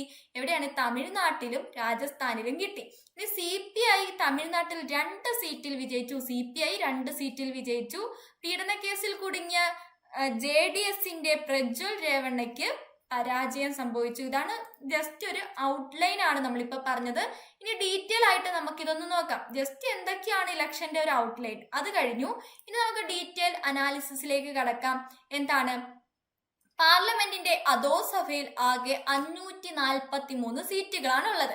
അതിൽ ലോകസഭയിൽ ഭൂരിപക്ഷം ഉറപ്പാക്കാൻ ഭാരതീയ ജനതാ പാർട്ടിക്ക് ആകെ സീറ്റുകൾ 272-ൽ കുറവാണ് അല്ലെ. നമുക്ക് കേവല ഭൂരിപക്ഷം കിട്ടിയില്ല എന്ന് നമുക്ക് പറഞ്ഞു. കേവല ഭൂരിപക്ഷം കിട്ടിയില്ല. എത്രയേ കിട്ടിയുള്ളൂ? 240 സീറ്റേ കിട്ടിയുള്ളൂ. അപ്പൊ എന്നിരുന്നാലും സഖ്യകക്ഷികളുമായി ചേർന്ന് ഭൂരിപക്ഷം ഉറപ്പിക്കാൻ പാർട്ടിക്ക് ഇപ്പോഴും കഴിഞ്ഞു. അപ്പൊ ആര് തന്നെയാണ് ഭരണത്തിൽ നിൽക്കുന്നത്? BJP തന്നെയാണ്. മറ്റ് സഖ്യകക്ഷികൾ ഇവരോട് ചേർന്ന് എന്താണ് ഇവർക്ക് സഖ്യം ഉറപ്പിക്കാം. ഇങ്ങനെ പ്രതിപക്ഷമായ ഇന്ത്യ സഖ്യത്തിന് 222 സീറ്റുകളാണ് സഖ്യം എല്ലാം കൂടെ ചേർന്നപ്പോ കിട്ടിയത്. അപ്പൊ അത് എന്താണ്, അതും ഒരു പ്രധാനപ്പെട്ട ശ്രദ്ധിക്കപ്പെടുന്ന ഒരു കാര്യമാണ് അല്ലെ. ഒരു 50 കൂടെ കിട്ടിയായിരുന്നെങ്കിൽ അവർക്ക് എന്താണ്, അവർക്ക് സർക്കാർ ആവാൻ സാധിക്കുമായിരുന്നു അല്ലെ. ഇവിടെ 240 ആണ്. 240 എത്ര? 272-ൽ കുറവാണ്. 240 കിട്ടിയുള്ളൂ. ബാക്കിയുള്ളവരെ കൂട്ടാൻ പറ്റുമെങ്കിൽ അവർക്ക് കിട്ടിയേനെ. ഇപ്പൊ എന്തായാലും നമ്മുടെ സത്യപ്രതിജ്ഞയൊക്കെ കഴിഞ്ഞു. ഇനിയിപ്പോ നമ്മൾ അതിനെപ്പറ്റി സംസാരിക്കേണ്ട കാര്യമൊന്നുമില്ല. അപ്പൊ പ്രതിപക്ഷമായിട്ടുള്ള ഇന്ത്യ സഖ്യത്തിന് എത്ര കിട്ടി? 222 സീറ്റ് കിട്ടി. അടുത്ത എന്താണ്? ഇന്ത്യൻ നാഷണൽ കോൺഗ്രസിന്റെ നേതൃത്വത്തിലാണ് ഈ സഖ്യം. ഇപ്പൊ 99 സീറ്റാണ് നമ്മുടെ INCക്ക് കിട്ടിയത്. അതുകൊണ്ട് ആരുടെ നേതൃത്വത്തിലായിരിക്കും ഈ സഖ്യം? INCയുടെ നേതൃത്വത്തിലായിരിക്കും. ഓക്കെ, അപ്പൊ BJPക്ക് 240 സീറ്റ് എന്ന് നമ്മൾ പറഞ്ഞു. 32 സീറ്റിന്റെ കുറവ് അവിടെ ഉണ്ടായി. കേവല ഭൂരിപക്ഷം 272 ആണ്. അതിൽ നിന്ന് 32 സീറ്റ് കുറവാണ് ആർക്ക് കിട്ടിയത്? BJPക്ക് കിട്ടിയത്. അപ്പൊ സഹായിക്കാൻ ആരൊക്കെ സഹായിക്കാൻ സാധ്യതയുണ്ട്? തെലുങ്ക് ദേശം പാർട്ടി, JDU, ശിവസേന, അങ്ങനെ കുറെ അധികം പാർട്ടികളുണ്ട്. ഇവരെല്ലാം കൂടെ ചേർന്നാൽ 294 കിട്ടും. അപ്പൊ 272 കൂടുതലല്ലേ? ഇതിൽ ആരെങ്കിലും സഹായിച്ചില്ലെങ്കിലും പ്രശ്നമൊന്നുമില്ല എന്നാണ്. കുറച്ചു പേരെങ്കിലും സഹായിച്ചാൽ BJPക്ക് സീറ്റ് ഉറപ്പിക്കാം. ഓക്കെ, അടുത്ത ഇന്ത്യ മുന്നണിക്ക് എത്രയാണ്? നമ്മുടെ കോൺഗ്രസിന് 99 കിട്ടിയത്. ബാക്കി ഇത്രയും പാർട്ടികളുണ്ട്. ഇത്രയും പേര് ഇവിടെ കൊടുക്കുകയാണെങ്കിൽ 237 ആവത്തുള്ളൂ. എന്നാലും എന്താവത്തില്ല, സഖ്യത്തിൽ നിലവിൽ കോൺഗ്രസിന്റെ സഖ്യത്തിൽ ഉള്ളവർ ഇത്രയും കൂടെ കൊടുത്താൽ പോലും 237 ആവത്തുള്ളൂ, 272 ആവൂല. ഓക്കെ, അപ്പൊ അതിൽ പിന്നെ എന്താണ്, സ്വതന്ത്രന്മാരുടെ കാലൂടെ പിടിക്കേണ്ടി വരും. സ്വതന്ത്രന്മാര് 4, അങ്ങനെ കുറെ ചെറിയ ചെറിയ പാർട്ടികളുണ്ട്. അവരെല്ലാം കൂടെ 12. ഇവരെല്ലാം കൂടെ ചേർന്നാൽ മാത്രമേ എന്താണ് നമ്മുടെ പ്രതിപക്ഷത്തിരിക്കുന്ന ഇപ്പോഴത്തെ INCക്ക് സർക്കാരിനെ ഉണ്ടാക്കാൻ സാധിക്കത്തുള്ളായിരുന്നു. ഇനി മറ്റുള്ള കക്ഷികൾക്കൊപ്പം NDAയിൽ നിന്ന് TDPയും JDUവും എന്നീ കക്ഷികൾക്കൊപ്പം ചേർത്താൽ മാത്രമേ ഇന്ത്യക്ക് ഭരണം ഉറപ്പിക്കാനായിട്ട് സാധിക്കത്തുള്ളൂ. ഇത് എന്തുകൊണ്ടാണ് ഞാൻ ഇപ്പം പറഞ്ഞത്? ഓൾറെഡി ഇത് ഉറപ്പിച്ചില്ലേ? ഓൾറെഡി നമ്മൾ എന്താണ് അവരൊക്കെ ചേർന്നു, സഖ്യം ചേർന്നു, സർക്കാർ രൂപീകരിച്ചു. പിന്നെ എന്തിനാണ് ഇത് പിന്നെയും പറയുന്നത്? അവരിപ്പോഴും ശ്രമം നടത്തിക്കൊണ്ടിരിക്കുകയാണ്. ഇപ്പൊ ഇന്നത്തെ പത്രത്തിലും ഉണ്ടായിരുന്നു. ഇപ്പൊ ഈ ക്ലാസ് നിങ്ങൾക്ക് വരുന്ന എപ്പോഴാന്ന് എനിക്കറിയില്ല. എന്നാലും പത്രത്തിൽ ഇപ്പോഴും വന്നുകൊണ്ടിരിക്കുന്നതാണ്. സത്യപ്രതിജ്ഞ നടന്നതിന് ശേഷവും ഇപ്പൊ രാഹുൽ ഗാന്ധി പറയുന്നുണ്ട് അവരതിനുള്ള ശ്രമം നടത്തും. മറ്റേ സർക്കാർ എപ്പോഴെങ്കിലും താഴെ വീണ ഇവര് കയറാനായിട്ട് ശ്രമിക്കും. അപ്പൊ ഇവരുടെ ഈ സീറ്റുകളൊക്കെ തന്നെയല്ലേ അന്നേരം കയറുന്നത്. അപ്പൊ ജസ്റ്റ് ഒന്ന് അറിഞ്ഞു വെച്ചിരുന്നാൽ മതി കേട്ടോ. ഓക്കെ, അപ്പൊ 2019ലും 2014ലും യഥാക്രമം 303, 282 സീറ്റുകളെക്കാൾ കുറവാണ് ഇത്തവണ BJPക്ക് ലഭിച്ചത്. 2019ൽ 303 സീറ്റ് കിട്ടിയിട്ടാണ് BJP വിജയിച്ചത്. 2014ൽ 282 സീറ്റും കിട്ടിയിരുന്നു. ഇപ്രാവശ്യം എത്രയേ ഉള്ളൂ? പിന്നെയും കുറഞ്ഞു. എത്ര കുറഞ്ഞു? 240ലേക്ക് കുറഞ്ഞു. 2019ലെ 52 സീറ്റുമായി താരതമ്യം ചെയ്യുമ്പോൾ പ്രതിപക്ഷമായിട്ടുള്ള INCക്ക്, പ്രതിപക്ഷ ഇന്ത്യൻ ബ്ലോക്കിന്റെ ഭാഗമായിട്ടുള്ള INCക്ക് 99 സീറ്റ് കിട്ടി. 52ൽ നിന്ന് 99 സീറ്റായിട്ട് വർദ്ധിച്ചു. ഓക്കെ, ഇനി സമാജ്വാദി പാർട്ടി UPയിൽ 37 സീറ്റുമായി ഇന്ത്യൻ ബ്ലോക്കിന്റെ മനോവീര്യം നിലനിർത്തി. പശ്ചിമ ബംഗാളിൽ തൃണമൂൽ കോൺഗ്രസ് 29 സീറ്റ് നേടി. 2019ലെ അതിന്റെ 22 എണ്ണത്തേക്കാൾ ഉയർന്നതാണ്. അതായത് INCക്ക് ഒരുപാട്, അതായത് ഇന്ത്യ സഖ്യത്തിന് ഒരുപാട് മുന്നിലോട്ട് വന്നു. മുമ്പ് ഉണ്ടായിരുന്നതിനേക്കാൾ സീറ്റൊക്കെ വർദ്ധിച്ചു. BJPയുടെ സീറ്റുകളൊക്കെ താഴ്ന്നു പോയി. ഓക്കെ അല്ലേ? അടുത്ത BJPയുടെ നേതൃത്വത്തിലുള്ള NDA പ്രവചിക്കുകയും എക്സിറ്റ് പോളുകൾ വൻ പരാജയം പ്രവചിക്കുകയും ചെയ്തെങ്കിലും അത് ഉണ്ടായില്ല. അപ്പൊ BJPയുടെ നേതൃത്വത്തിലുള്ള NDA ഓരോ പ്രവചിച്ചു. അത് കഴിഞ്ഞിട്ട് എക്സിറ്റ് പോളുകളും ഒക്കെ പറഞ്ഞെങ്കിലും അതിനൊന്നും ഒരു ഫലം ഉണ്ടായില്ല. ഇപ്പൊ നിലവിൽ ഒരുപാട് വോട്ട് കുറഞ്ഞു. അപ്പൊ അതായത് ദുർബലനായിട്ടുള്ള ഒരു പ്രധാനമന്ത്രിയായിട്ട് മാറും. കാരണം എന്ന് പറഞ്ഞാൽ പല പാർട്ടികൾ ചേർന്നിട്ടാണ് ഒരു സഖ്യകക്ഷി ഉണ്ടാകുന്നത് അല്ലേ? അപ്പൊ അങ്ങനെ സഖ്യകക്ഷി ഉണ്ടാകുമ്പോൾ അവരുടെ എല്ലാ വാക്കുകൾ കേൾക്കേണ്ടി വരും. അവരായിട്ട് നടപ്പിലാക്കാൻ ഉദ്ദേശിച്ചിരുന്ന പല കാര്യങ്ങളുണ്ടല്ലോ, അതൊക്കെ ചിലപ്പോൾ നടപ്പിലാക്കാൻ പറ്റൂല. ഇവരുടെ എല്ലാ വാക്ക് കേൾക്കേണ്ടതായിട്ട് വരും. അപ്പൊ മുമ്പെന്ന് പറഞ്ഞാൽ ഏകാധിപത്യം, വേറെ ആരും വേണ്ട, അപ്പൊ ഇവര് തീരുമാനിക്കുന്നത് തന്നെയായിരുന്നു നടക്കുന്നത്. ഇനി അങ്ങോട്ട് കുറച്ച് നിയന്ത്രണങ്ങളൊക്കെ ഉണ്ടാവും. ഓക്കെ, ഇനി കേന്ദ്രത്തിന്റെ സഖ്യ രാഷ്ട്രീയത്തിന്റെ തിരിച്ചുവരവ്. കഴിഞ്ഞ 10 വർഷത്തിനിടെ 2014ലെയും 2019ലെയും ലോക്സഭാ തെരഞ്ഞെടുപ്പുകളിൽ പാതി വഴിയിൽ കടന്ന് കേന്ദ്രത്തിൽ ഒരു രാഷ്ട്രീയ പാർട്ടി ഭൂരിപക്ഷ സർക്കാർ നയിച്ചു. അല്ലെ, ഇത്രയും ഈ 10 വർഷവും ഒരു ഭൂരിപക്ഷ സർക്കാരാണ് നയിച്ചത്. ഇപ്പോൾ തെരഞ്ഞെടുപ്പിന് മുമ്പുള്ള സഖ്യകക്ഷികളായിട്ടുള്ള TDP, JDU, ഏകനാഥ് ഷിൻഡെയുടെ നേതൃത്വത്തിലുള്ള ശിവസേന, ചിരാഗ് പാസ്വാന്റെ നേതൃത്വത്തിലുള്ള LJP എന്നിവയെ ആശ്രയിക്കേണ്ടി വരും നമ്മുടെ BJPക്ക്. പ്രാദേശിക നേതാക്കളുടെ ഉയർച്ചയും പ്രാദേശിക രാഷ്ട്രീയത്തിലെ സാന്നിധ്യം. അതെങ്ങനെയാ വരുന്നത്? വടക്ക് മുതൽ തെക്ക്, കിഴക്ക് മുതൽ പടിഞ്ഞാറ് വരെ ദേശീയ രാഷ്ട്രീയത്തിൽ സ്വാധീനം ചെലുത്താൻ പ്രാദേശിക നേതാക്കൾ വീണ്ടും ഉയർന്നു വന്നു. ഓക്കെ, അപ്പൊ BJP പിന്തുണയോടെ പാർട്ടികളിൽ പിളർപ്പ് നേരിട്ട ശരത് പവാറും ഉദ്ധവ് തക്കാറയ്ക്കും ജനങ്ങൾ ഒപ്പം നിന്നാണ് മഹാരാഷ്ട്രയിൽ വിധി വന്നത്. ഈ വർഷം അവസാനം ഒക്ടോബറിലാണ് സംസ്ഥാനത്ത് നിയമസഭാ തെരഞ്ഞെടുപ്പ് നടക്കുക. ഓക്കെ, അപ്പൊ പ്രാദേശിക പാർട്ടികളുടെ പ്രാദേശിക നേതാക്കൾ ഉയർന്നു വരാനുള്ള സാധ്യതയുണ്ട്. അത് തന്നെയാണ് പറഞ്ഞത്. എന്താണ് ഈ സഖ്യ കക്ഷികൾ ഉണ്ടാവുമ്പം ഇപ്പൊ നിലവിൽ എന്താണ് BJPക്ക് ഒരു സീറ്റ് ഉണ്ടാക്കാൻ, ഒരു സർക്കാരിനെ രൂപീകരിക്കാൻ സാധിക്കില്ല, കാരണം കേവല ഭൂരിപക്ഷം കുറവാണ്. അപ്പൊ മറ്റുള്ള പാർട്ടികളെ, ഇതുപോലെയുള്ള ചെറിയ ചെറിയ പാർട്ടികളെ ആശ്രയിക്കും. അങ്ങനെ ആശ്രയിക്കുമ്പോഴത്തേക്ക് അവര് ചോദിക്കുന്ന എന്താണ് ഡിമാൻഡ്സ് ഇവർക്ക് അംഗീകരിച്ചു കൊടുക്കേണ്ടതായിട്ട് വരും. അപ്പൊ വടക്ക് മുതൽ തെക്ക്, കിഴക്ക് മുതൽ പടിഞ്ഞാറ് അങ്ങനെയുള്ള പ്രദേശങ്ങളിൽ എന്താണ് ദേശീയ രാഷ്ട്രീയത്തിൽ സ്വാധീനം ചെലുത്താൻ ആർക്ക് സാധിക്കും? വീണ്ടും സാധിക്കും, ദേശീയ നേതാക്കൾക്ക്, പ്രാദേശിക നേതാക്കൾക്ക് സാധിക്കും. ദേശീയ നേതാക്കളല്ല, പ്രാദേശിക നേതാക്കൾക്ക് സാധിക്കും. ഓക്കെ അല്ലേ? അടുത്ത BJP RSS. BJP 2024 ലോകസഭാ തെരഞ്ഞെടുപ്പ് പ്രധാനമന്ത്രി നരേന്ദ്രമോദിയെ കേന്ദ്രീകരിച്ചായിരുന്നു നടന്നല്ലേ. അപ്പൊ BJP RSS അല്ലെങ്കിൽ BJPയുടെ 2024 ലോകസഭാ തെരഞ്ഞെടുപ്പ് പ്രധാനമന്ത്രി നരേന്ദ്രമോദിയെ കേന്ദ്രീകരിച്ചാണ് നടന്നത്. കാരണം നമ്മൾക്കറിയാം, നമ്മുടെ കേരളത്തിൽ തന്നെ വന്നിട്ട് എന്താണ് മോദിയുടെ ഗ്യാരണ്ടി പറ്റിയാണല്ലോ സംസാരിച്ചത്. അപ്പൊ മോദിക്ക് ഗ്യാരണ്ടി എന്ന പ്രചാരണത്തോടെയാണ് BJP പ്രചാരണം ആരംഭിച്ചത്. ഗുണം ആർക്ക്?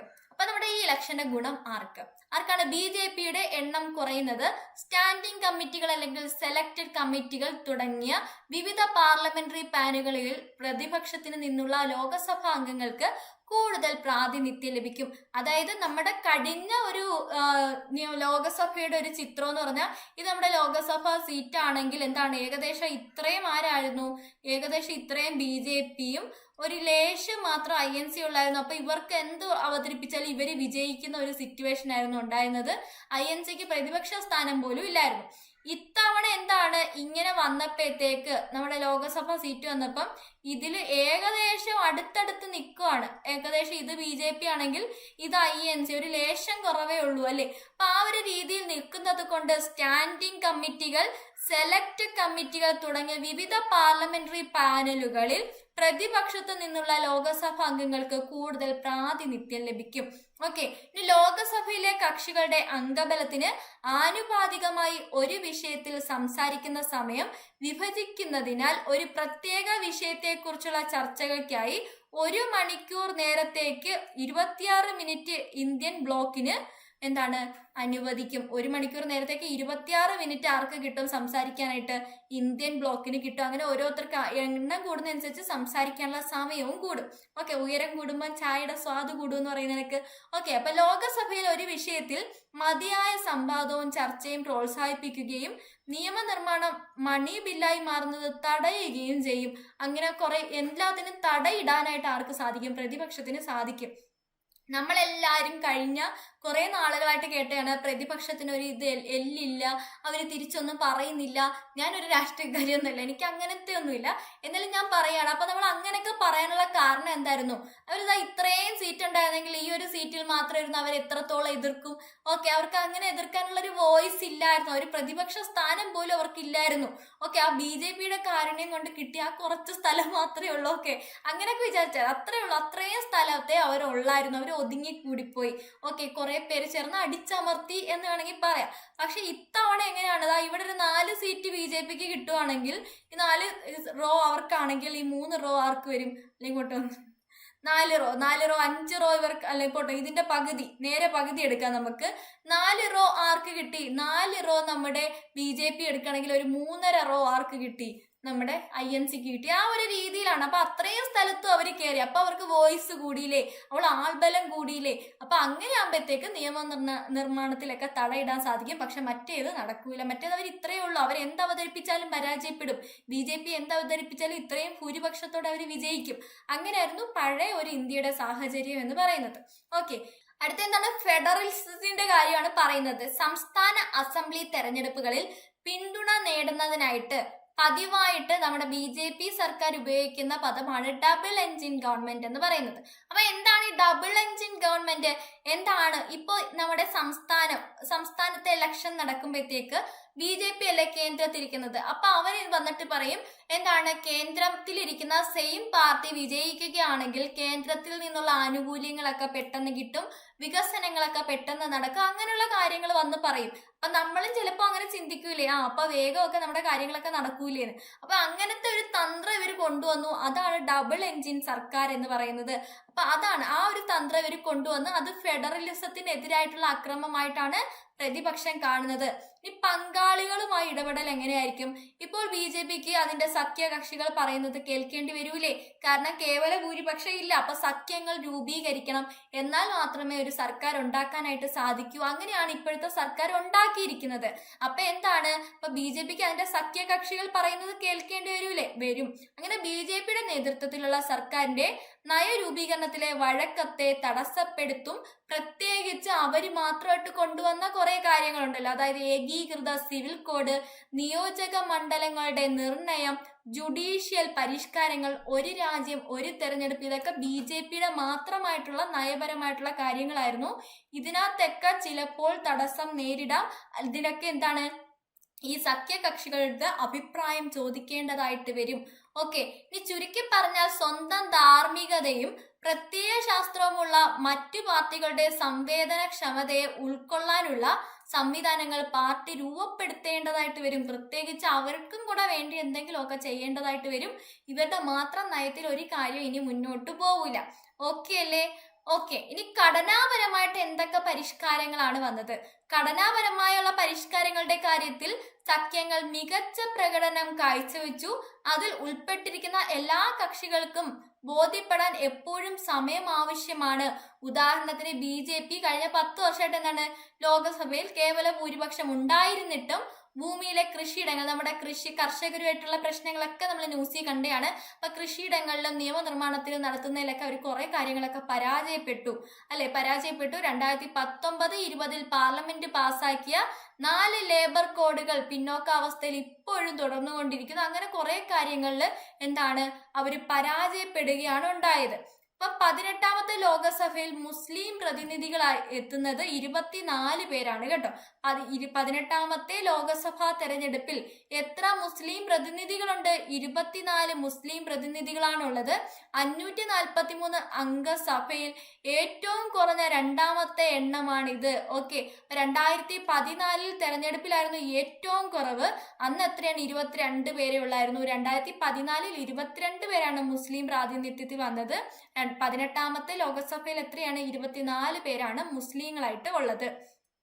2019 എത്തുമ്പോൾ 26 ആയിരുന്നു, വീണ്ടും കുറഞ്ഞു. അങ്ങനെ 1980 സഭയിൽ 49 പേരായിരുന്നു ഉണ്ടായിരുന്നത്. ചരിത്രത്തിൽ ഏറ്റവും ഉയർന്ന മുസ്ലിം പ്രാതിനിധ്യം എന്നായിരുന്നു? 1980 1980 ചരിത്രത്തിൽ ഏറ്റവും കൂടുതൽ മുസ്ലിം പ്രാതിനിധ്യം ഉള്ളത് 49.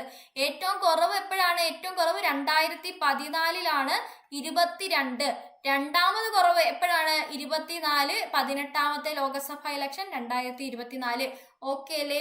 ഓക്കെ, ഇനി നമ്മുടെ ഈ പറയുന്ന 18ാമത്തെ ലോകസഭാ ഇലക്ഷനിൽ കേരളത്തിൽ എന്തൊക്കെ മാറ്റമുണ്ടായി? കേരളത്തിൽ ഉണ്ടായ മാറ്റങ്ങളാണ് നോക്കുന്നത്. 2ാം ഘട്ടത്തിലാണ് കേരളത്തിൽ തെരഞ്ഞെടുപ്പ് നടന്നത് അല്ലെ? 2ാമത്തെ ഘട്ടമാണ് കേരളത്തിൽ ഇലക്ഷൻ നടന്നത്. 18ാമത്തെ ലോകസഭയിൽ 20 അംഗങ്ങളെ തെരഞ്ഞെടുക്കാനായി 2024 ഏപ്രിൽ 26 കേരളത്തിൽ പൊതു തെരഞ്ഞെടുപ്പ് നടന്നു. ഓക്കെ, അപ്പൊ 18ാമത്തെ ലോകസഭാ ഇലക്ഷൻ കേരളത്തിൽ നടന്നത് 2024 ഏപ്രിൽ 26 എത്ര സീറ്റ് ഉണ്ടായിരുന്നു? കേരളത്തിന്റെ ലോകസഭാ മണ്ഡലങ്ങളുടെ എണ്ണം 20 അപ്പൊ 20 അംഗങ്ങളെ നമുക്ക് തെരഞ്ഞെടുക്കാനായിട്ട് സാധിക്കും. കേരളത്തിൽ ആരാ വിജയിച്ചത്? ഏറ്റവും കൂടുതലും INC ആണ്, അല്ലെങ്കിൽ നമ്മുടെ കോൺഗ്രസ് ആണ് സ്വന്തമാക്കിയത്. ഓക്കെ, അപ്പൊ കേരളത്തിലെ ഹൈലൈറ്റുകൾ നമുക്കൊന്ന് നോക്കാം. കേരളത്തിൽ 18 സീറ്റുകളോടെ UDFന് വൻ വിജയം. 20 സീറ്റിൽ 20ൽ 18 ആർക്ക് കിട്ടി? കോൺഗ്രസിന് കിട്ടി. അടുത്ത തൃശ്ശൂരിൽ സുരേഷ് ഗോപി BJPയുടെ അക്കൗണ്ട് തുറന്നു. ആദ്യമായിട്ടാണ് കേരളത്തിൽ ഒരു അക്കൗണ്ട് BJP തുറക്കുന്നത്. BJPക്ക് 1, നമ്മുടെ എന്താണ് കമ്മ്യൂണിസ്റ്റിനും 1. അങ്ങനെ രീതിയിലാണ് ഇപ്രാവശ്യം വിജയിച്ചിരിക്കുന്നത്. CPMന് 2ാം തവണയും ഒറ്റ സീറ്റ് മാത്രമേ ഉള്ളൂ. 2ാം തവണയും ഒറ്റ സീറ്റാണ്, പുതുമയൊന്നുമല്ല. അപ്പൊ രാധാകൃഷ്ണനിലൂടെ ആലത്തൂർ തിരിച്ചു പിടിച്ചു. ആലപ്പുഴ കൈവിട്ടു പോവുകയും ചെയ്തു. ഓക്കെ, അപ്പൊ തിരുവനന്തപുരത്ത് കേന്ദ്രമന്ത്രി രാജീവ് ചന്ദ്രശേഖരനെ തോൽപ്പിച്ച് ശശി തരൂരിന് 4ാം വിജയം. ശശി തരൂരാണ് തിരുവനന്തപുരത്ത് വിജയിച്ചത്. ഓക്കെ, ആറ്റിങ്ങലില് അടൂർ പ്രകാശ് ആണ് വിജയിച്ചത്. അപ്പൊ എന്തൊക്കെയാണ്? തൃശ്ശൂരില് സുരേഷ് ഗോപി, പിന്നെന്താണ് ആലത്തൂരില് രാധാകൃഷ്ണൻ, അടുത്ത നമ്മുടെ ശശി തരൂര് തിരുവനന്തപുരം, ആറ്റിങ്ങലില് അടൂർ പ്രകാശ്, തൃശ്ശൂരിൽ അക്കൗണ്ട് തുറന്ന് ആരാണ്? BJP തുറന്നു. അപ്പൊ സുരേഷ് ഗോപിയുടെ ഭൂരിപക്ഷം 74,686 രണ്ടാമത് VS സുനിൽകുമാറും പിന്നീടാണ് K മുരളീധരൻ വന്നത്. ഓക്കെ, ഇനി വടകരയില് ആരാണ്? വടകര എല്ലാവരും നോക്കിക്കൊണ്ടിരുന്ന മണ്ഡലമാണ്. കഴിഞ്ഞ ഇലക്ഷനുകളിലെല്ലാം വൻ ഭൂരിപക്ഷത്തിലൂടെ വിജയിച്ചിരുന്ന ആളാണ് KK ശൈലജ. അപ്പൊ KK ശൈലജയെ തോൽപ്പിച്ചുകൊണ്ട് വടകരയിൽ ആര് ജയിച്ചു? ഷാഫി പറമ്പിൽ ജയിച്ചു. ഓക്കെ, ഇനി ആലപ്പുഴയിലാണെങ്കിലേ ആലപ്പുഴയില് CPM-ന്റെ കനൽ അണഞ്ഞു പോയി. കനൽ തന്നെ ഇനി എന്താണ്? ആലത്തൂര് മാത്രമേ ഉള്ളൂ. അതായത് UDF-ന് 10 മണ്ഡലങ്ങളിൽ 2019 കൂടിയ ഭൂരിപക്ഷം ലഭിച്ചു. മലപ്പുറത്തും പൊന്നാനിയിലും മുസ്ലിം ലീഗ് ഭൂരിപക്ഷത്തിൽ വർധനവും ഉണ്ടായി. ഓക്കെ, ഇതെല്ലാം നമ്മൾ ഹൈലൈറ്റ്സ് ജസ്റ്റ് ഒന്ന് പറഞ്ഞു പോകുന്നേ ഉള്ളൂ. ഡീറ്റെയിൽ ആയിട്ട് നമ്മൾ പറയും. രാഹുൽ ഗാന്ധിയുടെ ഭൂരിപക്ഷം 4.3 ലക്ഷത്തിൽ നിന്ന് 3.5 ലക്ഷമായി കുറഞ്ഞു കേട്ടോ. അടുത്ത തിരുവനന്തപുരത്ത് 4ാമതും ആര് വന്നു? തരൂര് വന്നെന്ന് നമ്മൾ പറഞ്ഞു. ഭൂരിപക്ഷം അവിടെയും കുത്തനെ കുറഞ്ഞു. കോട്ടയത്ത് കേരള കോൺഗ്രസ് പേരിൽ ജയം ജോസഫ് ഗ്രൂപ്പിനാണ് കിട്ടിയത്. ആറ്റിങ്ങലിൽ ത്രസിപ്പിക്കുന്ന ത്രികോണ മത്സരത്തിനൊടുവിൽ അടൂർ പ്രകാശനാണ് ജയിച്ചത്. 3 സ്ഥാനാർത്ഥികളും തമ്മിൽ നേരിയ വോട്ടിന്റെ വ്യത്യാസം മാത്രമേ അവിടെ ഉണ്ടായുള്ളൂ. ഇനി പാലക്കാട്, ആലപ്പുഴ, പത്തനംതിട്ട, ആറ്റിങ്ങൽ അവിടെയൊക്കെ എന്താണ്? വോട്ട് BJP വർദ്ധിപ്പിച്ചു. ഇതൊക്കെ നമ്മൾ കേരളത്തിന്റെ ഉണ്ടായ മാറ്റങ്ങളാണ്. അപ്പൊ അതൊന്നും നമ്മൾ അറിഞ്ഞിരിക്കണം. അടുത്ത ഇലക്ഷനുകൾക്ക് എന്താണ് ഇതൊക്കെ പ്രതിഫലിക്കും. ഓക്കെ, അപ്പൊ എന്താണ് നമ്മളെ റിസൾട്ട് എങ്ങനെയാണ്? കേരളത്തില് എന്താണ്? UDF-ന് 18 സീറ്റ് ലഭിച്ചു. LDF-ന് 1 സീറ്റ്, NDA-ക്ക് 1 സീറ്റ്. പിന്നെ കേരളത്തിൽ നിന്നും ഏറ്റവും കൂടുതൽ തവണ ലോകസഭയിലേക്ക് എത്തുന്ന MP ആയിട്ട് ആര് മാറി? കൊടിക്കുന്നിൽ സുരേഷ്. ആരാണ്? കൊടിക്കുന്നിൽ സുരേഷ് കേരളത്തിൽ നിന്ന് ഏറ്റവും കൂടുതൽ തവണ ലോകസഭയിലേക്ക് എത്തുന്ന MP എന്ന നേട്ടം കൈവരിച്ചു. 8 തവണയാണ് വിജയിച്ചത് കേട്ടോ. 8 തവണയാണ് നമ്മുടെ ലോകസഭയിലേക്ക് കൊടിക്കുന്നിൽ സുരേഷ് തെരഞ്ഞെടുക്കപ്പെടുന്നത്. മാവേലിക്കരയാണ് മണ്ഡലം. പഠിച്ചു വെച്ചേക്കാം, മാവേലിക്കരയാണ്. ഓക്കെ, അടുത്ത നോട്ടയ്ക്ക് ഏറ്റവും കൂടുതൽ വോട്ട് എവിടെ കിട്ടിയത്? നോട്ട 12,033 വോട്ട് ആലത്തൂരിൽ വന്നു കേട്ടോ. ആലത്തൂരിൽ വിജയിച്ചത് ആരാന്നറിയാം? അത്രേ വിജയിച്ചെങ്കിൽ ഇത്രയും ആൾക്കാർക്ക്, അവിടെയുള്ള ഇത്രയും ആൾക്കാർക്ക് 2 പാർട്ടികൾ, 2 ഓടുന്ന 3 പാർട്ടികളോടും യാതൊരു താല്പര്യം ഉണ്ടായിരുന്നില്ല. നോട്ട എന്ന് പറഞ്ഞാൽ ആരും, മുകളിൽ പറഞ്ഞവരെ ആർക്കിനോടും താല്പര്യം ഇല്ലാത്ത ഇത്രയും പേരുണ്ടായിരുന്നു. അപ്പൊ ഏറ്റവും കൂടുതൽ നോട്ട കിട്ടിയത് ആർക്കാണ്? ആലത്തൂരിനാണ്. ഏറ്റവും കുറവ് നോട്ട എവിടെയാണ്? വടകരയാണ്. 2909. ഓക്കെ, ഇനി ഏറ്റവും കൂടുതൽ പേർ വോട്ട് രേഖപ്പെടുത്തിയ മണ്ഡലം ഏതാണ്? അതും വടകരയാണ്. ഓക്കെ, ഏറ്റവും കൂടുതൽ പേർ വോട്ട് രേഖപ്പെടുത്തിയ മണ്ഡലവും വടകരയാണ്. കേരളത്തിന്റെ പോളിംഗ് ശതമാനം എത്രയാണ്? 71.16. ഓക്കെ, അപ്പൊ നോട്ടയ്ക്ക് ഏറ്റവും കൂടുതൽ വോട്ട് കേരളത്തിൽ കിട്ടിയത് എവിടെയാണ്? ആലത്തൂരിലാണ്. ഏറ്റവും കുറവ് വടകരയിലാണ്. ഏറ്റവും കൂടുതൽ പേർ വോട്ട് ചെയ്ത മണ്ഡലം ഏതാണ്? വടകരയാണ്. കേരളത്തിന്റെ വോട്ടിംഗ് ശതമാനം 71.16%. ഓക്കെ അല്ലേ?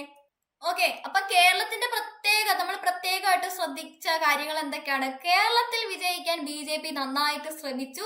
അങ്ങനെ തൃശ്ശൂർ മണ്ഡലത്തിൽ വ്യക്തിപരമായിട്ടുള്ള വിജയമാണ് കേട്ടോ BJP-യുടെ എന്ന് നമുക്ക് പറയാമെങ്കിലും ആ പറയുന്ന ആ ഫേസിനാണ് അത്രയധികം വോട്ട് കിട്ടിയത്. ഇപ്പൊ തൃശ്ശൂർ മണ്ഡലത്തിൽ 74,686 വോട്ടിന്റെ ഭൂരിപക്ഷത്തിൽ ആര് വിജയിച്ചു?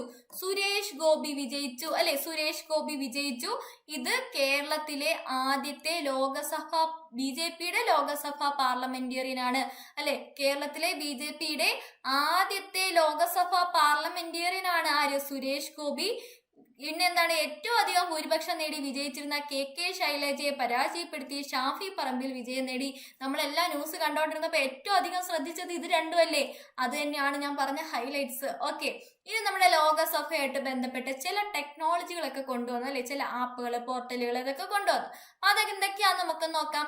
ലോകസഭാ ഇലക്ഷൻ തെരഞ്ഞെടുപ്പ് പെരുമാറ്റച്ചട്ട ലംഘനം സംബന്ധിച്ച പരാതികൾ അറിയിക്കാൻ തെരഞ്ഞെടുപ്പ് കമ്മീഷൻ സജ്ജമാക്കിയ ആപ്പിന്റെ പേരാണ് C-വിജിൽ. ലോകസഭാ ഇലക്ഷൻ തെരഞ്ഞെടുപ്പിന്റെ പെരുമാറ്റച്ചട്ട ലംഘനം അത് വല്ലതും നടക്കുകയാണെങ്കിൽ അത് അറിയിക്കാൻ വേണ്ടി തെരഞ്ഞെടുപ്പ് കമ്മീഷൻ കൊണ്ടുവന്ന ആപ്പാണ് C-വിജിൽ. ഓക്കെ അല്ലേ? ഇനി ഭിന്നശേഷിക്കാർക്ക് തെരഞ്ഞെടുപ്പ് പ്രക്രിയ ലഘൂകരിക്കുന്നതിനായിട്ടും തെരഞ്ഞെടുപ്പിൽ അവരുടെ പങ്കാളിത്തം ഉറപ്പുവരുത്താനായിട്ടും തെരഞ്ഞെടുപ്പ് കമ്മീഷൻ ആവിഷ്കരിച്ച ആപ്പ് ഏതാണ്? സാക്ഷ്യം. അപ്പൊ ഭിന്നശേഷിക്കാർക്ക് അവരുടെ സ്വപ്നം, അവർക്ക് ആ വോട്ട് ചെയ്യണമെന്ന ആഗ്രഹം സാക്ഷാത്കരിക്കാൻ വേണ്ടി കൊണ്ടുവന്നത് സാക്ഷ്യം. ഓക്കെ, അപ്പൊ ഭിന്നശേഷിക്ക് വേണ്ടിയാണ് സാക്ഷ്യം. ഇനി ലോകസഭാ തെരഞ്ഞെടുപ്പിലെ സ്ഥാനാർത്ഥികളുടെ ക്രിമിനൽ പശ്ചാത്തലവും സ്വത്ത് വിവരങ്ങൾ ഉൾപ്പെടെയുള്ളവ അറിയാൻ പൊതുജനങ്ങൾക്കായിട്ട് തെരഞ്ഞെടുപ്പ് കമ്മീഷൻ പുറത്തിറക്കിയ മൊബൈൽ ആപ്പ് ഏതാണ്?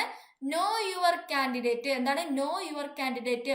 അപ്പൊ അത് നമുക്ക് വേണ്ടിയുള്ളതാണ്. അവരെ പറ്റി നമുക്ക് നല്ല ഡീറ്റെയിൽ ആയിട്ട് അറിയാൻ വേണ്ടി കൊണ്ടുവന്നതാണ് നോ യുവർ കാൻഡിഡേറ്റ്. ഈ ലോക്സഭാ തെരഞ്ഞെടുപ്പുമായി ബന്ധപ്പെട്ട് സ്ഥാനാർത്ഥികൾക്കും രാഷ്ട്രീയ പാർട്ടികൾക്കും യോഗങ്ങൾ ചേരുന്നതിനും പ്രചാരണ പരിപാടികൾ നടത്തുന്നതിനും അനുമതി ലഭിക്കാൻ വേണ്ടിയുള്ള പോർട്ടൽ, അനുമതി ചോദിക്കാൻ വേണ്ടിയുള്ള പോർട്ടലാണ് സുവിധ പോർട്ടൽ. ഓക്കെ അല്ലെ? സുവിധ പോർട്ടൽ. ഇത്രയും ക്ലിയർ ആണോ? അപ്പൊ ഏതൊക്കെയാണ്? C vigil, Saksham, know your candidate, Suvidha. ഇത്ര ഇമ്പോർട്ടന്റ് ആണ്, അത് നോക്കി വെച്ചേക്കുക.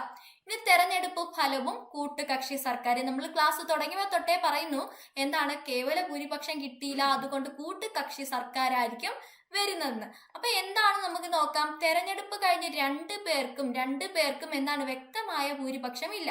അപ്പൊ ഇനി എന്തായിരിക്കും? ഇനി കൂട്ടുകക്ഷി മന്ത്രിസഭയായിരിക്കും ഉണ്ടാകുന്നത്. പിന്നെ ഒറ്റകക്ഷി ആധിപത്യത്തിന്റെ അവസാനമാണ് കൂട്ടുകക്ഷി മന്ത്രിസഭ അല്ലെ? കേന്ദ്രത്തിൽ ഒരു യഥാർത്ഥ കൂട്ടുകക്ഷി സർക്കാരിന്റെ തിരിച്ചുവരവിന്റെ സൂചനയാണ് ഇവിടെ നമുക്ക് ഈ ഒരു ഇലക്ഷൻ നൽകുന്നത്. നിരവധി രാഷ്ട്രീയ പാർട്ടികൾ ചേർന്ന് ഒരു സർക്കാർ രൂപീകരിക്കുന്നതിനും പൊതുവായ ഒരു പരിപാടിയുടെ അടിസ്ഥാനത്തിൽ രാഷ്ട്രീയ അധികാരം പ്രയോഗിക്കുന്നതിനും കൈകോർക്കുന്ന സഖ്യമാണ് എന്താണ് ഈ നമ്മുടെ കൂട്ടുകക്ഷി സഖ്യം എന്ന് പറയുന്നത്. ഒരു രാഷ്ട്രീയ പാർട്ടിക്കും വ്യക്തമായ ഭൂരിപക്ഷം ലഭിക്കാത്തപ്പോൾ ആധുനിക പാർലമെന്റേറിയൻ സാധാരണയായിട്ട് ഉപയോഗിക്കുന്ന ഒരു സഖ്യമാണ് കൂട്ടുകക്ഷി സഖ്യം എന്ന് പറയുന്നത്.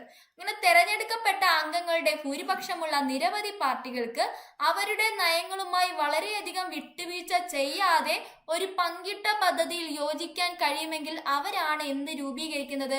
ഇതുപോലെയുള്ള കൂട്ടുകക്ഷി സർക്കാർ രൂപീകരിക്കുന്നത്. ഈ കൂട്ടുകക്ഷി ഗവൺമെന്റ് ഒരു മിനിമം പ്രോഗ്രാമിനെ അടിസ്ഥാനമാക്കിയാണ് പ്രവർത്തിക്കുന്നത്. അപ്പൊ അതൊരു സർക്കാരിലെ എല്ലാ അംഗങ്ങളുടെയും അഭിലാഷങ്ങളെ തൃപ്തിപ്പെടുത്തുന്നില്ല. മിനിമം ആഗ്രഹങ്ങളൊക്കെ സാധിച്ചു കൊടുക്കും, എല്ലാം ഒന്നും സാധിക്കില്ല. അങ്ങനെ എല്ലാവരും തമ്മിലൊരു അഡ്ജസ്റ്റ്മെന്റിൽ പോകുന്നതാണ് ഏതെന്ന് പറയുന്നത് കൂട്ടുകക്ഷി സർക്കാർ എന്ന് പറയുന്നത്. ഒരു സംയുക്ത പ്രകടന പത്രികയെ അടിസ്ഥാനമാക്കി വോട്ടർമാരെ ആകർഷിക്കാൻ പാർട്ടികൾക്ക് ഒരു പൊതുവേദി പ്രദാനം ചെയ്യുന്നതിനാൽ തെരഞ്ഞെടുപ്പിന് മുമ്പുള്ള സഖ്യം ഗണ്യമായിട്ടുള്ള പ്രയോജനമാണ്. അപ്പം ഇതിനു മുന്നേ ആയിരുന്നു, അതായത് നമ്മുടെ ഇന്ത്യ സഖ്യം എക്സാമ്പിൾ പറയുകയാണെങ്കിൽ ഇന്ത്യ സഖ്യം ഇതിനു മുന്നേ ഒരു സഖ്യം രൂപീകരിച്ചതുകൊണ്ടാണ് അവർക്ക് അത്രയധികം നേട്ടം ഉണ്ടായത്. അപ്പൊ ഒരു സംയുക്ത പ്രകടന പത്രികയെ അടിസ്ഥാനമാക്കി വോട്ടർമാരെ ആകർഷിക്കാൻ സാധിക്കുന്നു എന്നതിനാൽ തെരഞ്ഞെടുപ്പിന് മുന്നേ ഉള്ള സഖ്യം എന്താണ്, കുറെ കൂടെ പ്രയോജനകരമാണ്. തെരഞ്ഞെടുപ്പിന് ശേഷം അതായത് ഇപ്പൊ നമ്മുടെ BJP ചെയ്യുന്നത് കണക്ക് ഓക്കെ, അതിനുശേഷമുള്ള യൂണിയൻ രാഷ്ട്രീയ അധികാരം പങ്കിടാനും സർക്കാർ പ്രവർത്തിക്കാനും ഘടകകക്ഷികളെ പ്രാപ്തരാക്കുക എന്നത് ഒരു ഇച്ചിരി ടാസ്ക് ഉള്ള കാര്യമാണ്. അപ്പൊ എന്താണ്, തിരിച്ചാണെങ്കിൽ ശേഷമുള്ളതാണെങ്കിൽ അവരെ തമ്മിൽ ഒരു പറഞ്ഞ് ചർച്ചയായി കുറെ അങ്ങോട്ടും ഇങ്ങോട്ടും വഴക്കൊക്കെ പറഞ്ഞ് ചിലതൊക്കെ തീരുമാനത്തിലായി, അങ്ങനെയൊക്കെ കുറച്ചധികം ടാസ്കുകൾ അവിടെ ഉണ്ട്.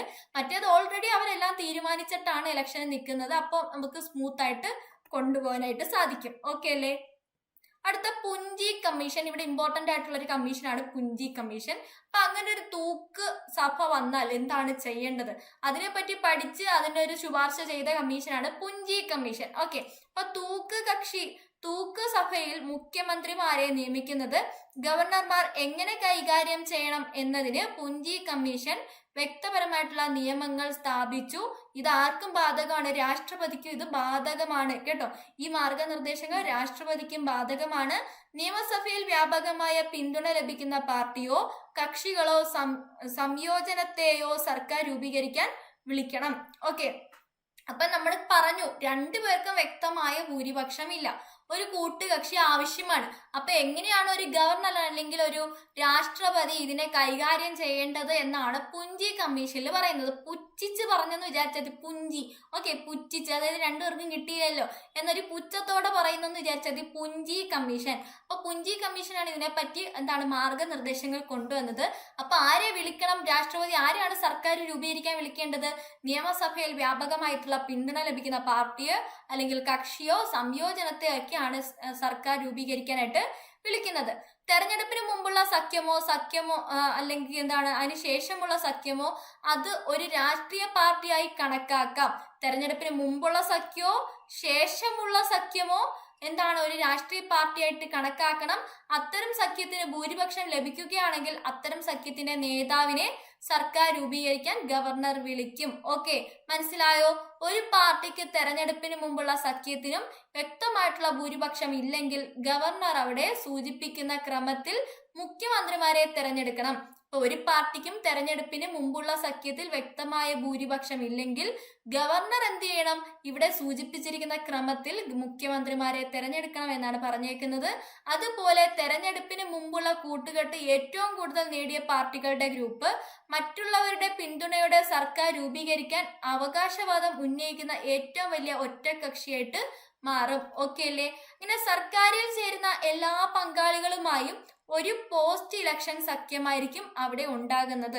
ചില പാർട്ടികൾ സർക്കാരിൽ ചേരുകയും ബാക്കിയുള്ള സ്വതന്ത്രർ ഉൾപ്പെടെ പുറത്തു നിന്ന് സർക്കാരിനെ പിന്തുണയ്ക്കുകയും ചെയ്യുന്ന തെരഞ്ഞെടുപ്പിന് ശേഷമുള്ള സഖ്യത്തിലാണ് കേട്ടോ. അപ്പൊ ചില പാർട്ടികൾ സർക്കാരിൽ ചേരുകയും ബാക്കിയുള്ള സ്വതന്ത്രർ ഉൾപ്പെടെയുള്ളവർ സർക്കാരിനെ പുറത്തു നിന്നും പിന്തുണയ്ക്കുകയും ചെയ്യുന്നത് ഏതിലാണ്? അത് ശേഷമുള്ള സഖ്യത്തിലാണ്. ഓക്കെ, കേന്ദ്രവും സംസ്ഥാനങ്ങളും തമ്മിലുള്ള കൂടിയാലോചനകളുടെയും സംഭാഷണത്തിന്റെയും അഭാവത്തിൽ നിന്നാണ് ഫെഡറലിസത്തിന്റെ പ്രശ്നങ്ങൾ ഉണ്ടായതെന്ന് ഏത് കമ്മീഷനാണ് പറയുന്നത്? സർക്കാരിയ കമ്മീഷനാണ് പറയുന്നത്. അതും ഒന്ന് അറിഞ്ഞു വെച്ചേക്കുക. ദേശീയ തലത്തിൽ പ്രാദേശിക രാഷ്ട്രീയ പാർട്ടികൾക്ക് പ്രധാന പങ്ക് വഹിക്കാനുണ്ടായപ്പോഴെല്ലാം അന്തർ സംസ്ഥാന കൗൺസിൽ പ്രവർത്തിച്ചതായി കണ്ടെത്തി.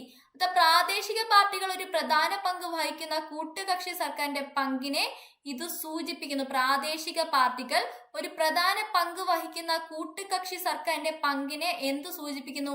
ഈ ഒരു അന്തർ സംസ്ഥാന കൗൺസിൽ സൂചിപ്പിക്കുന്നു. അപ്പൊ ദേശീയ തലത്തിൽ പ്രാദേശിക രാഷ്ട്രീയ പാർട്ടികൾക്ക് ഒരു പ്രധാന പങ്ക് വഹിക്കാനുണ്ടായപ്പോഴെല്ലാം എന്താണ്? ഒരു അന്തർ സംസ്ഥാന കൗൺസിൽ പ്രവർത്തിച്ചിരുന്നു. അങ്ങനെ പ്രാദേശിക പാർട്ടികൾക്ക് ഒരു പ്രധാന പങ്ക് എന്തിൽ കിട്ടും? കൂട്ടുകക്ഷി സർക്കാരിൽ കിട്ടും. അത് ഇതിനെ സൂചിപ്പിക്കുന്ന ഈ അന്തർ സംസ്ഥാന കൗൺസിൽ ഇതിനെ സൂചിപ്പിക്കുന്നു. ഓക്കെ, മനസ്സിലായോ? ഒന്നുമില്ല, സംഭവം ഒന്നുമില്ല. നമുക്ക് അറിയാം നമ്മുടെ കേവല ഭൂരിപക്ഷം കിട്ടിയില്ല. അപ്പൊ എന്താണ്? പല ആൾക്കാരെ, പല ചെറിയ ചെറിയ പാർട്ടികളെ വിളിക്കേണ്ടതായിട്ട് വരും. അങ്ങനെ വരുന്ന ചെറിയ ചെറിയ പാർട്ടികൾ ഏതാണ്? അത് നമ്മുടെ തെലുങ്ക് ദേശം പാർട്ടി, അതിനൊക്കെയുള്ള ചെറിയ ചെറിയ പ്രാദേശിക പാർട്ടികളായിരിക്കും ഇതിനകത്തോട്ട് ജോയിൻ ചെയ്യുന്നത്. അപ്പൊ അങ്ങനെ ഉണ്ടായപ്പോഴെല്ലാം അവിടെ എല്ലാം ഒരു അന്തർ സംസ്ഥാന കൗൺസിൽ ഉണ്ടായിരുന്നു. അങ്ങനെ അവരും എന്താണ്? ഈ ഭരണത്തിൽ പങ്കാളിയാകും അല്ലെ? അങ്ങനെ പങ്കാളിയാകുമ്പോ എന്താണ്? ഒരു പ്രധാന പങ്ക് വഹിക്കുകയല്ലേ ആര്? ഈ പറയുന്ന പ്രാദേശിക പാർട്ടികൾ.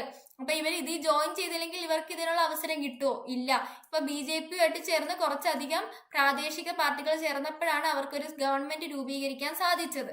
അപ്പൊ ഇതില്ലായിരുന്നു, BJP മാത്രമുള്ളപ്പോൾ ഇവർക്ക് എന്തെങ്കിലും റോൾ ഉണ്ടായിരുന്നോ? ഇല്ല അല്ലെ? അപ്പൊ ഒരു പ്രധാന പങ്ക് വഹിക്കാൻ ആർക്ക് സാധിക്കുന്നുണ്ട്? പ്രാദേശിക പാർട്ടികൾക്ക് കൂട്ടുകക്ഷി മന്ത്രിസഭയിൽ സാധിക്കും.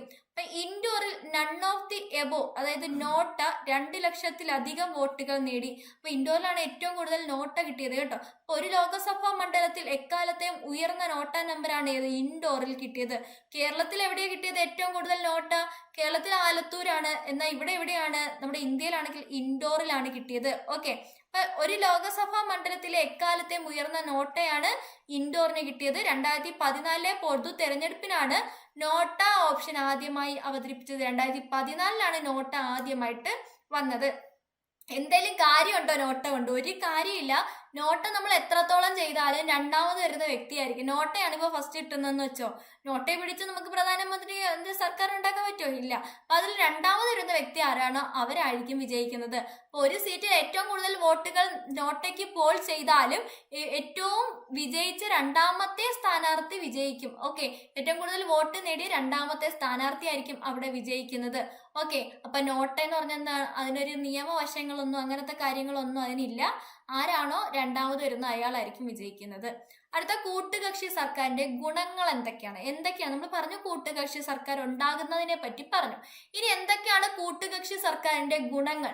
എന്താണ്? സന്തുലിതവും വിവിധ പങ്കാളികളുടെ താല്പര്യങ്ങൾ തൃപ്തിപ്പെടുത്തുന്നതുമായിട്ടുള്ള തീരുമാനങ്ങൾ എടുക്കുന്നതിന് ഒരു കൂട്ടുകക്ഷി സർക്കാർ വിവിധ പാർട്ടികൾ ഒരുമിച്ച് കൊണ്ടുവരുന്നു അല്ലെ? അപ്പൊ സന്തുലിതവും വിവിധ പങ്കാളികളുടെ താല്പര്യങ്ങൾ തൃപ്തിപ്പെടുത്തുന്നതുമായിട്ടുള്ള തീരുമാനങ്ങൾ എടുക്കാൻ കൂട്ടുകക്ഷി സർക്കാർ കൊണ്ടുവരുന്നു. അങ്ങനെ ഇന്ത്യയുടെ വൈവിധ്യമാർന്ന സംസ്കാരങ്ങളും ഭാഷകളും ഗ്രൂപ്പുകളും ഏകകക്ഷി സർക്കാരുകളെക്കാൾ എന്താണ് കൂട്ടുകക്ഷി സർക്കാർ ജനകീയ അഭിപ്രായത്തെ കൂടുതൽ പ്രതിനിധീകരിക്കുകയും ചെയ്യും. ഓക്കെ, അപ്പം നമ്മുടെ ഈ കൂട്ടുകക്ഷി എന്ന് പറയുമ്പോഴത്തേക്ക് ഒരു പാർട്ടി മാത്രമല്ല, ഒരുപാട് പാർട്ടികളുണ്ട്. പ്രാദേശിക പാർട്ടികളാണ് കൂടുതൽ ഇത് ജോയിൻ ചെയ്യുന്നത്. അങ്ങനെ ആവുമ്പോൾ എന്താണ് നമ്മുടെ ഇന്ത്യയുടെ വൈവിധ്യമാർന്ന സംസ്കാരവും ഭാഷയും എല്ലാം ഇതിനകത്ത് വരുന്നത് കൊണ്ട് തന്നെ എന്താണ് കൂടുതൽ ജനകീയമാകും ഏതെന്ന് പറയുന്നത് കൂട്ടുകക്ഷി സർക്കാർ എന്ന് പറയുന്നത്. ഓക്കെ അല്ലേ? അതുപോലെ ഏകകക്ഷി സർക്കാരിനേക്കാൾ പ്രാദേശിക ആവശ്യങ്ങൾക്ക് കൂടുതൽ ശ്രദ്ധ നൽകും. കാരണം എന്താണ്, ഇവിടെ ഒരു ദേശീയ പാർട്ടി ഉണ്ട്, പ്ലസ് എന്താണ് പ്രാദേശിക പാർട്ടി. ഈ ദേശീയ പാർട്ടിക്ക് ഭരിക്കണമെങ്കിൽ ഈ പ്രാദേശിക പാർട്ടിയുടെ സപ്പോർട്ട് വേണം. എപ്പോഴും ഇവര് ഭീഷണിപ്പെടുത്തിക്കൊണ്ടിരിക്കും. ഞങ്ങൾ പറയുന്ന കേട്ടില്ലെങ്കിൽ ഞങ്ങൾ സഖ്യം പിൻവലിക്കും, അപ്പുറത്തെ മറ്റേ നാഷണൽ പാർട്ടിയോട് കൂടെ ജോയിൻ ചെയ്യും, അപ്പൊ അവർക്ക് സർക്കാർ രൂപീകരിക്കാൻ സാധിക്കും. അങ്ങനെ എപ്പോഴും ഭയപ്പെടുത്തി നിർത്തുന്നത് കൊണ്ട് ഇവർ പറയുന്ന ആവശ്യങ്ങൾ ആർക്ക് അംഗീകരിക്കേണ്ടി വരും? ആ പറയുന്ന ദേശീയ പാർട്ടിക്ക് അല്ലെങ്കിൽ ആ സർക്കാർ രൂപീകരിച്ച പാർട്ടിക്ക് അംഗീകരിക്കേണ്ടി വരും. അപ്പൊ ഈ പാർട്ടി എന്ന് പറഞ്ഞാൽ നമ്മളൊരു എക്സാമ്പിൾ പറയാണ്, ഇവിടെ കേരളത്തിൽ നിന്നുള്ള എന്താണ് ഒരു പ്രാദേശിക പാർട്ടിക്കാണ് ഇവിടെ സ്ഥാനം കിട്ടിയതെങ്കിൽ കേരളത്തിന്റെ ഡെവലപ്മെന്റ്സ് ആയിട്ട് കാര്യങ്ങൾ ഇവിടെ പറയുമ്പോൾ സാധിച്ചു കൊടുക്കേണ്ടി വരും. അപ്പൊ ഏകകക്ഷി സർക്കാരിനേക്കാൾ പ്രാദേശിക ആവശ്യങ്ങൾ കൂടുതൽ നടക്കുന്നത് ഏതിനകത്തായിരിക്കും? കൂട്ടുകക്ഷി സർക്കാരിലായിരിക്കും. മനസ്സിലായോ? കൂട്ടുകക്ഷി സർക്കാരിലായിരിക്കും നടക്കുക. ഇനി എന്തൊക്കെയാണ് ദോഷങ്ങൾ? നമ്മൾ ഗുണങ്ങൾ പറഞ്ഞു, അപ്പൊ എന്തിനും ഗുണവും കാണും ദോഷവും കാണും. അപ്പൊ എന്താണ് ദോഷങ്ങൾ? സഖ്യകക്ഷികൾ തമ്മിലുള്ള നയപരമായ വിഷയങ്ങളിലെ അഭിപ്രായ വ്യത്യാസങ്ങൾ സർക്കാരിന്റെ തകർച്ചയ്ക്ക് കാരണമാകും. കാരണം പല സ്വഭാവം ഒരേ നയമായിട്ട് ബന്ധപ്പെട്ടല്ലോ. ഓക്കെ, ഇത് എ എന്ന് പറയുന്ന പാർട്ടി, ഇത് ബി, ഇത് നാഷണൽ പാർട്ടിയാണ്, ഇത് പ്രാദേശിക പാർട്ടികളാണ്, ഈ സിയും എല്ലാം പ്രാദേശിക അല്ലെങ്കിൽ പോട്ടെ ഇതൊരു national party, A B C D അങ്ങനെ പറയുന്ന കുറെ പ്രാദേശിക പാർട്ടികൾ ചേർന്നിട്ടാണ് എന്ത് രൂപീകരിച്ചത്? ഒരു കൂട്ടുകക്ഷി സർക്കാർ രൂപീകരിച്ചത്. അങ്ങനെ ഉള്ളപ്പോൾ ഈ പറയുന്ന നാഷണൽ പാർട്ടിയുടെ എല്ലാ നയങ്ങളും ഇപ്പൊ ഞാൻ പറയുന്ന പോയിന്റ്സ് തന്നെ നിങ്ങൾക്ക് എല്ലാം ഒന്നും അംഗീകരിക്കാൻ പറ്റൂല. അതുപോലെ ഈ നാഷണൽ പാർട്ടി പറയുന്ന എല്ലാ കാര്യങ്ങളും ഇവർക്ക് അവരുടെ ലോജിക്കുമായിട്ട് നോക്കുമ്പോൾ അതൊന്നും അവർക്ക് ചേരുന്നതായിരിക്കൂല. ഓക്കെ, അപ്പൊ അവരുമായിട്ട് നയപരമായിട്ടുള്ള പല കാര്യങ്ങളിലും അഭിപ്രായ വ്യത്യാസങ്ങൾ ഉണ്ടാകാനുള്ള സാധ്യതയില്ലേ? പല ടൈപ്പ് ആൾക്കാരല്ലേ, പല സംസ്കാരം, പല ഭാഷ, അങ്ങനെയുള്ള പല ടൈപ്പ് ആൾക്കാരാണ്. അപ്പൊ സ്വാഭാവികമായിട്ടും അവിടെ എന്ത് വരാം? നയപരമായിട്ടുള്ള കാര്യങ്ങളിൽ അഭിപ്രായ വ്യത്യാസം വരാം. അത് ചിലപ്പോൾ എന്ത് സംഭവിക്കാം? സർക്കാരിന്റെ തകർച്ച. അടിയായാൽ ഇവർ പിരിഞ്ഞു പോയാൽ സർക്കാരിന് അവിടെ നിലനിൽപ്പില്ല. അപ്പൊ അത് സർക്കാരിന്റെ തകർച്ചയ്ക്ക് കാരണമാവാം. ഓക്കെ, അതുകൊണ്ട് ഇവ അസ്ഥിരമാണ്. നമ്മുടെ കൂട്ടുകക്ഷി പാർലമെന്റ് അല്ലെങ്കിൽ കൂട്ടുകക്ഷി ഗവൺമെന്റ് എന്ന് പറയുന്നത് അസ്ഥിരമാണ്. എപ്പോ വേണമെങ്കിലും ഇവർക്ക് ഇവരുടെ പിന്തുണ പിൻവലിക്കാം അല്ലെ. അങ്ങനെ ഒരു കൂട്ടുകക്ഷി സർക്കാരിൽ സുപ്രധാന തീരുമാനങ്ങൾ എടുക്കുന്നതിന് മുമ്പ് സഖ്യകക്ഷികളുമായി കൂടിയാലോചിക്കേണ്ടതിനാൽ പ്രധാനമന്ത്രിയുടെ അധികാരങ്ങൾ അവിടെ പരിമിതപ്പെടുകയാണ് ചെയ്യുന്നത്. അങ്ങനെ കൂട്ടുകക്ഷികൾക്ക് ഒരു സൂപ്പർ ക്യാബിനറ്റ് പോലെയുള്ള സ്റ്റിയറിംഗ് കമ്മിറ്റി ഭരണത്തിൽ മന്ത്രിസഭയുടെ അധികാരം കുറയ്ക്കുന്നു. അപ്പൊ ഈ കൂട്ടുകക്ഷികൾക്ക് എന്ത് കിട്ടും? അവിടെ ഒരു സൂപ്പർ ക്യാബിനറ്റ് സ്റ്റിയറിംഗ് കമ്മിറ്റി ആയിട്ട് നിൽക്കാനായിട്ട് സാധിക്കും. അത് എന്തിന്റെ അധികാരം കുറയ്ക്കും? അത് മന്ത്രിമാരുടെ അധികാരത്തെയും കുറയ്ക്കും. ഓക്കെ, അങ്ങനെ പാർലമെന്റ് തങ്ങളുടെ ന്യായപരമായ അധികാരങ്ങൾ വിഹിതത്തെക്കാൾ കൂടുതൽ ആവശ്യപ്പെടുന്നതിലൂടെ ഒരു കൂട്ടുകക്ഷി സർക്കാരിലെ ചെറിയ പാർട്ടികൾക്ക് കാര്യമായ സ്വാധീനം ഉണ്ടായേക്കാം. അത് ഒരു സിനിമയ്ക്കകത്തുണ്ട്, ദിലീപിന്റെ ഒരു സിനിമയ്ക്കകത്ത് ദിലീപ് ഇങ്ങനെ ആഭ്യന്തരം തന്നെ ആവശ്യപ്പെടുന്ന ഒരു റോൾ ഉണ്ട്. ഏത് സിനിമയെന്ന് ഞാൻ ഓർക്കുന്നില്ല. ഒരാളുടെ ഇതിലാണ് അവർ പരാജയം ഇങ്ങനെ നിൽക്കുന്നത്, സർക്കാർ ഉണ്ടാക്കാൻ പറ്റാതെ. അപ്പൊ ഇവിടെ സ്വതന്ത്രനായിട്ട് ദിലീപ് വിജയിക്കുകയും ആഭ്യന്തരത്തിന് ചോദിക്കുന്ന ഒരു സാഹചര്യം. ഏത് സിനിമയാന്ന് ഓർക്കുന്നില്ല, നിങ്ങൾക്ക് അറിയാമെങ്കിൽ നിങ്ങൾ കമന്റ് ചെയ്യുക. അപ്പൊ ആ ഒരു സിനിമയിൽ ആ ഒരു രംഗം നിങ്ങൾ ആലോചിച്ചാൽ മതി. അപ്പൊ ആ ഒരാൾ ഏറ്റവും പ്രധാനപ്പെട്ട വകുപ്പല്ലേ ചോദിച്ചത്. അതേ കണക്ക് ഒരു പാർലമെന്റിൽ തങ്ങളുടെ ന്യായപരമായുള്ള അധികാര വിഹിതത്തെക്കാൾ കൂടുതൽ ചോദിക്കാൻ ആർക്ക് സാധിക്കും? ഈ കൂട്ടുകക്ഷി സർക്കാരിനെ സാധിക്കും. കൂട്ടുകക്ഷിയായിട്ടുള്ള അവരെ ജോയിൻ ചെയ്തിരിക്കുന്ന മറ്റു പാർട്ടികൾക്ക് സാധിക്കും. അങ്ങനെ അവർക്ക് ആ പാർട്ടിയിൽ തന്നെ ആ പറയുന്ന സർക്കാരിൽ ഒരുപാട് ഇമ്പാക്ട് ഉണ്ടാക്കാനായിട്ട് സാധിക്കും അല്ലെ, ഒരുപാട് സ്വാധീനം ഉണ്ടാക്കാനായിട്ട് സാധിക്കും. പ്രാദേശിക പാർട്ടികളുടെ നേതാക്കൾ അവരുടെ പ്രദേശങ്ങളിലെ പ്രത്യേക വിഷയങ്ങൾക്കായി വാദിച്ചുകൊണ്ട് ദേശീയ തീരുമാനങ്ങളിൽ സ്വാധീനം ചെലുത്തുന്നു. അതാണ് ഞാൻ പറഞ്ഞത്. ഇപ്പൊ കേരളത്തിന്റെ കാര്യം ഇപ്പൊ നമുക്ക് എക്സാമ്പിൾ ആയിട്ട് കേരളം എടുക്കുകയാണെങ്കിൽ, നമ്മുടെ നാട് കേരളം അല്ലേ, അതുകൊണ്ട് നമുക്ക് കേരളം എടുക്കാം. അങ്ങനെ കേരളം എടുക്കുകയാണെങ്കിൽ അവിടെ നമ്മുടെ കേരളത്തിന് എന്ത് വേണം?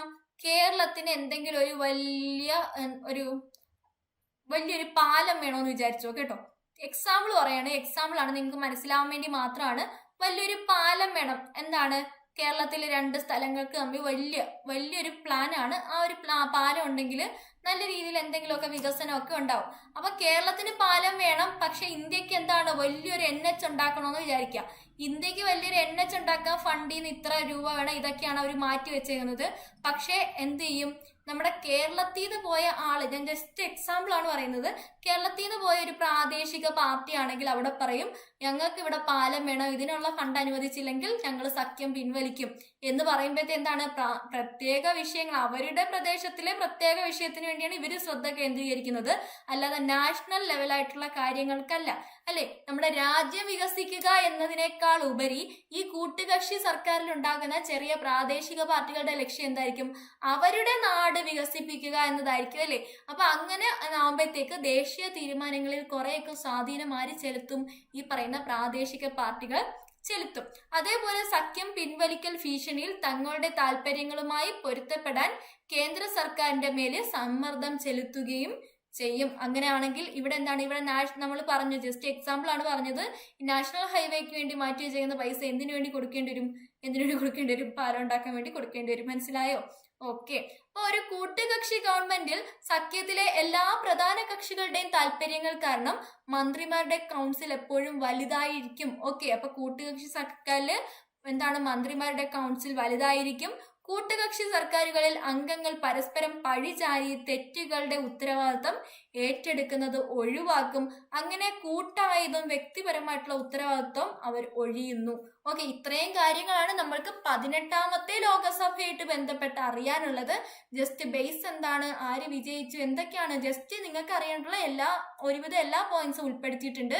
ഇനി നമുക്ക് എന്താണ്, സത്യപ്രതിജ്ഞ തൊട്ട് ആരൊക്കെ വിജയിച്ചു, എന്താണ്, ആരൊക്കെയാണ് ഏതൊക്കെ പൊസിഷനിൽ ഏതൊക്കെ വകുപ്പുകളാണ് കൈകാര്യം ചെയ്യുന്നത്, അതുമായിട്ട് നമുക്ക് അടുത്ത ക്ലാസ്സിൽ കാണാം. അതുവരെ എല്ലാവർക്കും ഗുഡ് ബൈ.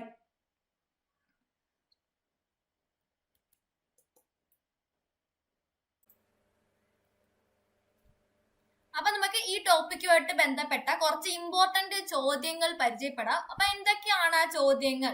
അപ്പൊ നമ്മൾ പഠിച്ച കാര്യങ്ങൾ തന്നെയാണ്. നിങ്ങളൊന്ന് ഉത്തരം പറയാനായിട്ട് ശ്രമിച്ചു നോക്കുക. ഏറ്റവും കൂടുതൽ വോട്ട് നേടുന്ന വ്യക്തി വിജയിക്കുന്ന സംവിധാനമാണ് എന്താണ്? ഒന്നാമത്തെ ചോദ്യമാണ്. നിങ്ങൾ ഒന്നൊന്ന് കമന്റ് ഇട്ടിട്ട് ഏതാണ് ഉത്തരം എന്ന് പറയുക. FPTP സിസ്റ്റം ആണോ, DBFOT സിസ്റ്റം ആണോ, proportional allocation of electoral votes ആണോ, നൺ ഓഫ് ദീസ് ആണോ? ഏതാണ് നിങ്ങളുടെ ഉത്തരം? വേഗം കമന്റ് ചെയ്യുക. അപ്പൊ നിങ്ങൾക്ക് ക്ലാസ് മനസ്സിലായിട്ടുണ്ടെങ്കിൽ നിങ്ങൾക്ക് എന്താണ് ഈ ഉത്തരങ്ങൾ ചെയ്യാനായിട്ട് സാധിക്കും. കുറച്ച് എന്താണ് ഡിഫിക്കൽട്ട് ആയിട്ട് കുറച്ച് ചവറ് പോലെയുള്ള ഒരു എന്താണ് കണ്ടന്റ് ആണ് അല്ലെ ഇലക്ഷൻ എന്ന് പറയുമ്പം.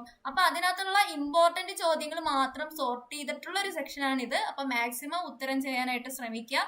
ഏതാണ് ഉത്തരം? ഏതാണ്? FPTP സിസ്റ്റം ആണ്. ഓക്കെ അല്ലേ? അടുത്തത് തെരഞ്ഞെടുപ്പ് കമ്മീഷനെ സംബന്ധിച്ച് ശരി ഏത്? തെരഞ്ഞെടുപ്പ് കമ്മീഷനെ പറ്റി ശരി ഏത് എന്നാണ് ചോദിച്ചേക്കുന്നത്. ഒന്നാമത്തെ ഫാക്ട്, സ്ഥാപിച്ചത് 1950 ജനുവരി 25. ആർട്ടിക്കിൾ 324. അംഗങ്ങൾ 1+2, അതായത് 3 അംഗങ്ങൾ. കാലാവധി 6 വർഷം 65 വയസ്സ്. ഓപ്ഷൻ തന്നിട്ടുണ്ട് 1, 2 ശരി, 1, 3 ശരി, 1, 2, 3 ശരി, അടുത്ത 1, 2, 3, 4. ഏതാണ് നിങ്ങളുടെ ഉത്തരം? വേഗം കമന്റ് ചെയ്യുക. രണ്ടാമത്തെ ചോദ്യമാണ്. രണ്ടാമത്തെ ചോദ്യത്തിന്റെ ഉത്തരം ഏതാണെന്ന് വെച്ചാൽ ഉത്തരം കമന്റ് ചെയ്യുക. ഏതാണ് ഉത്തരം? ഏതാണ്? 4ഉം ശരിയാണ്. തെരഞ്ഞെടുപ്പ് കമ്മീഷൻ സ്ഥാപിച്ചത് 1950 ജനുവരി 25-നാണ്. ആർട്ടിക്കിൾ 324 ആണ്. അംഗങ്ങൾ 3 ആണ്. കാലാവധി 6 വർഷം 65 വയസ്സാണ്. ഓക്കെ, ഇനി അടുത്തത് മുഖ്യ തെരഞ്ഞെടുപ്പ് കമ്മീഷണർ ആരാണ്? അടുത്ത മൂന്നാമത്തെ ചോദ്യമാണ്. മുഖ്യ തെരഞ്ഞെടുപ്പ് കമ്മീഷണർ ആരാണ്? അരുൺ ഗോയൽ ആണോ, രാജീവ് കുമാർ ആണോ, സുഖ്ബീന്ദർ സിംഗ് ആണോ, അടുത്ത എന്താണ് ജ്ഞാനേഷ് കുമാർ ആണോ? ഏതാണ് നിങ്ങളുടെ ഉത്തരം? വേഗം നമ്മൾ പഠിച്ചതാണ്, എല്ലാം നമ്മൾ പഠിച്ചതാണ്, പഠിച്ച ചോദ്യങ്ങളാണ്. നിങ്ങൾക്ക് ഓർമ്മ കിട്ടുന്നെങ്കിൽ വേഗം കമന്റ് ചെയ്യുക. ഏതാണ് ഉത്തരം? ഏതാണ്? രാജീവ് കുമാർ ആണ്. ഓക്കെ, അടുത്ത ചോദ്യം, നാലാമത്തെ ചോദ്യം. ലോകസഭാ തെരഞ്ഞെടുപ്പിന് തൊട്ടു മുമ്പ് ഭാരതീയ ജനതാ പാർട്ടി പുറത്തിറക്കിയ അവരുടെ പ്രകടന പത്രികയുടെ പേരാണ് ചോദിച്ചിരിക്കുന്നത്. ഏതാണ്? ന്യായ് പത്രയാണോ, സങ്കല്പ് പത്രയാണോ, ഇവ രണ്ടുമാണോ, അതോ ഇതൊന്നുമല്ലേ? ഏതാണ് ഉത്തരം? നാലാമത്തിന്റെ ഉത്തരം ഏതാണ്? കമന്റ് ചെയ്യുക. ഏതാണ്? സങ്കല്പ് പത്രയാണ്. ഓക്കെ, സങ്കല്പ് പത്ര. ഇനി 2024 തെരഞ്ഞെടുപ്പിനെ സംബന്ധിച്ച് തെറ്റേത് എന്നതാണ് 5ാമത്തെ ചോദ്യം. 18ാമത്തെ ലോക്സഭാ തെരഞ്ഞെടുപ്പ് 2024 ഏപ്രിൽ 19 മുതൽ 2024 ജൂൺ 1 വരെ 44 ദിവസങ്ങളിലായിട്ടാണ് തെരഞ്ഞെടുപ്പ് നടന്നത്. അടുത്ത ഓപ്ഷൻ തെരഞ്ഞെടുപ്പിന് 7 ഘട്ടങ്ങൾ ഉണ്ടായിരുന്നു. അടുത്ത എന്താണ് 550 സീറ്റുകളിലേക്കാണ് തെരഞ്ഞെടുപ്പ് നടന്നത്. ജൂൺ 4 ഇന്ത്യൻ തെരഞ്ഞെടുപ്പ് കമ്മീഷൻ ഫലം പ്രഖ്യാപിച്ചു. ഇതിൽ ഏതാണ് തെറ്റ് എന്നാണ് ചോദിച്ചിരിക്കുന്നത്. ഏതാണ് തെറ്റ്? വേഗം ഉത്തരം പറയുക. 5ാമത്തെ ചോദ്യം. അപ്പൊ 5 എന്നിട്ടിട്ട് നിങ്ങളുടെ ഉത്തരം കമന്റ് ചെയ്യുക. ഏതാണ് 543 സീറ്റുകളിലേക്കാണ് തെരഞ്ഞെടുപ്പ് നടന്നത്, 550 അല്ല. അപ്പൊ സി ആണ് ഉത്തരവായിട്ട് വരുന്നത്. ഓക്കെ അല്ലേ? ഇനി താഴെ പറയുന്നവയിൽ പ്രധാനമന്ത്രിയുടെ പ്രത്യേകത അല്ലാത്തത് ഏത്? ചിലപ്പോൾ ഈ ഒരു ടോപ്പിക്കുമായിട്ട് ബന്ധപ്പെട്ട് പ്രധാനമന്ത്രിയെ പറ്റി ചോദിക്കാം. നമ്മുടെ കോൺസ്റ്റിറ്റ്യൂഷനിൽ നിങ്ങൾ പ്രധാനമന്ത്രി എന്ന് പറയുന്ന ടോപ്പിക് എടുത്ത് പഠിക്കുക. അല്ലെങ്കിൽ മന്ത്രിസഭയെ പറ്റി അത് ചിലപ്പോൾ ചോദിക്കാം. അതുപോലെ രാഷ്ട്രീയ പാർട്ടികളുടെ അവരുടെ ചിഹ്നങ്ങൾ അല്ലെങ്കിൽ ദേശീയ പാർട്ടി പദവിയെ പറ്റിയൊക്കെ ചോദിക്കാം. സ്പീക്കറിനെ പറ്റിയൊക്കെയുള്ള ചോദ്യങ്ങളൊക്കെ കടന്നു വരാം. അപ്പൊ ആ ടോപ്പിക്കുകൾക്കെല്ലാം നിങ്ങൾ പ്രാധാന്യം കൊടുത്ത് തന്നെ പഠിക്കുക. ഓക്കെ, അപ്പൊ ഏതാണ് പ്രധാനമന്ത്രിയുടെ പ്രത്യേകത അല്ലാത്തത്? അതാണ് 6ാമത്തെ ചോദ്യം. പാർലമെന്ററി സംവിധാനത്തിന്റെ കൺവെൻഷനുകൾ അനുസരിച്ച് ലോകസഭാ ഭൂരിപക്ഷ പാർട്ടിയുടെ നേതാവിനെയാണ് പ്രധാനമന്ത്രിയായിട്ട് രാഷ്ട്രപതി നിയമിക്കുന്നത്, അല്ലെ? അല്ലെങ്കിൽ അങ്ങനെയുള്ള ആളെയാണ് പ്രധാനമന്ത്രിയായിട്ട് രാഷ്ട്രപതി നിയമിക്കേണ്ടത്. അടുത്ത 2ാമത്തത് ലോകസഭയിൽ ഒരു പാർട്ടിക്കും വ്യക്തമായ ഭൂരിപക്ഷം ഇല്ലെങ്കിൽ പ്രധാനമന്ത്രിയെ തിരഞ്ഞെടുക്കുന്നതിലും നിയമനത്തിലും രാഷ്ട്രപതിക്ക് തന്റെ വ്യക്തിപരമായിട്ടുള്ള വിവേചന അധികാരം പ്രയോഗിക്കാവുന്നതാണ്. അടുത്ത 3ാമത്തെ സ്റ്റേറ്റ്മെന്റ്, മൊറാർജി ദേശായിയുടെ നേതൃത്വത്തിലുള്ള ജനതാ പാർട്ടി ഗവൺമെന്റിന്റെ പതനത്തിന് ശേഷം 1979 നീലം സഞ്ജീവ് റെഡ്ഡി അന്നത്തെ രാഷ്ട്രപതി ചരൺ സിംഗിനെ പ്രധാനമന്ത്രിയായി നിയമിച്ചപ്പോൾ രാഷ്ട്രപതി ആദ്യമായി വിവേകാധികാരം ഉപയോഗിച്ചു. ഇതിൽ അടുത്ത എല്ലാം ശരി. ഇതിൽ ഏതാണ് ശരിയായിട്ടുള്ള സ്റ്റേറ്റ്മെന്റ്? കുറച്ച് ഞാൻ ഇച്ചിരി സ്റ്റേറ്റ്മെന്റ് ടൈപ്പ് ചോദിച്ചതാണ്. അതിൽ നിന്ന് ചോദിക്കാവുന്ന ടൈപ്പ് ഒരു ചോദ്യമാണ്. ഏതാണ് ഉത്തരം? ഏതാണ്? എല്ലാം ശരിയാണ് കേട്ടോ. ഈ ഒരു സ്റ്റേറ്റ്മെന്റ് മൊത്തം നിങ്ങൾ പഠിച്ചു വെച്ചേക്കുക. പാർലമെന്ററി ഭരണാധികാരത്തിന്റെ കൺവെൻഷനുകൾ അനുസരിച്ച് ലോകസഭയിൽ ഭൂരിപക്ഷ പാർട്ടിയുടെ നേതാവിനെയാണ് പ്രധാനമന്ത്രിയായിട്ട് രാഷ്ട്രപതി നിയമിക്കുന്നത്. അടുത്ത പറഞ്ഞത്? വ്യക്തമായ ഭൂരിപക്ഷം ഇല്ലെങ്കിൽ പ്രധാനമന്ത്രി ആ ഒരു ഭൂരിപക്ഷമുള്ള രാഷ്ട്രീയ പാർട്ടിയിൽ നിന്ന് രാഷ്ട്രപതിക്ക് തന്റെ വിവേചന അധികാരം ഉപയോഗിച്ച് പ്രധാനമന്ത്രിയെ നിയമിക്കാം. ഇത് എപ്പോഴാണ് ആദ്യമായിട്ട് നിയോഗിച്ചത്? എപ്പോഴാണ്? ചരൺ സിംഗിനെ പ്രധാനമന്ത്രിയായിട്ട് നിയമിച്ച ആ ഒരു സമയത്താണ്. ഓക്കെ അല്ലേ? ഇനി അടുത്ത ചോദ്യം, 7ാമത്തെ ചോദ്യമാണ്. അറിയാവുന്നവർ കമന്റ് ചെയ്യുക. താഴെ പറയുന്നവയിൽ പ്രധാനമന്ത്രിയുടെ പ്രത്യേകത അല്ലാത്തത്. ഓക്കെ, അത് നമ്മുടെ ഒരു GK ടൈപ്പ് ചോദ്യമാണ്. പ്രധാനമന്ത്രിയുടെ നിയമനത്തെ കുറിച്ച് പരാമർശിക്കുന്ന ഇന്ത്യൻ ഭരണഘടനയുടെ ആർട്ടിക്കിൾ 75.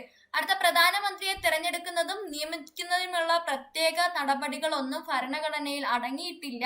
അടുത്ത, ആർട്ടിക്കിൾ 75 പറയുന്നത് പ്രധാനമന്ത്രിയെ രാഷ്ട്രപതി നിയമിക്കുന്നു എന്ന് മാത്രമാണ്. ആരെയും പ്രധാനമന്ത്രിയെ നിയമിക്കാൻ രാഷ്ട്രപതിക്ക് സ്വാതന്ത്ര്യമുണ്ട്. ഇത്രയാണ് പറഞ്ഞിരിക്കുന്നത്. ഇത്രയും പറഞ്ഞിരിക്കുന്നതിൽ ഏതാണ് ശരി അല്ലാത്തത് എന്നാണ് ചോദിച്ചിരിക്കുന്നത്. ഏതാണ്? 7ാമത്തെ ചോദ്യത്തിന്റെ ഉത്തരം ഏതാണ്? കമന്റ് ചെയ്യുക. ഏതാണ്? ആരെയും പ്രധാനമന്ത്രിയായിട്ട് നിയമിക്കാൻ രാഷ്ട്രപതിക്ക് സ്വാതന്ത്ര്യമുണ്ട്. അങ്ങനല്ല, ഏതാണോ ജയിക്കുന്ന പാർട്ടി ആ പാർട്ടിയിൽ വിവേചന അധികാരം ഉപയോഗിച്ച് വേറെ ആരെയും കിട്ടിയില്ലെങ്കിൽ അങ്ങനെ ചെയ്യാം. അല്ലാതെ ആരെ വേണമെങ്കിലും ചെയ്യാൻ പറ്റുമോ? പറ്റൂല. ഓക്കെ, അപ്പൊ 7ന്റെ ഉത്തരം പറഞ്ഞു. അടുത്ത 8ാമത്തെ ചോദ്യം, പ്രധാനമന്ത്രി നരേന്ദ്രമോദിയുടെ മണ്ഡലം ഏതാണ്? ഏതാണ് മണ്ഡലം? വാരണാസി ഉത്തർപ്രദേശ് ആണോ? അയോധ്യ ഉത്തർപ്രദേശ് ആണോ? റായ്ബറേലി ഉത്തർപ്രദേശ് ആണോ? അമേഠി ഉത്തർപ്രദേശ് ആണോ? ഏതാണ് ഉത്തരം? വേഗം കമന്റ് ചെയ്യുക. വേഗം കമന്റ് ചെയ്യുക. നമ്മൾ റെക്കോർഡ് ക്ലാസ് ആണ്, ഇന്ററാക്ഷൻസ് കുറവാണ്. അപ്പൊ ഞാൻ ചോദിക്കുന്ന ഈ ചോദ്യങ്ങളുടെ ഉത്തരമെങ്കിലും നിങ്ങൾ അറ്റ്ലീസ്റ്റ് കമന്റ് ആയിട്ട് രേഖപ്പെടുത്തുക. ഏതാണ് പ്രധാനമന്ത്രിയുടെ മണ്ഡലം? ഏതാണ്? വാരണാസി ഉത്തർപ്രദേശ് ആണ്. ഓക്കെ, അടുത്തതിന് 9ാമത്തെ ചോദ്യമാണ്. ഏതാണ്? ആഭ്യന്തരമന്ത്രി അമിത്ഷായുടെ മണ്ഡലം ഏതാണ്? ഗാന്ധിനഗർ ഗുജറാത്ത് ആണോ? അബ്ബാസ ഗുജറാത്ത് ആണോ? റായ്ബറേലി ഉത്തർപ്രദേശ് ആണോ? അമേഠി ഉത്തർപ്രദേശ് ആണോ?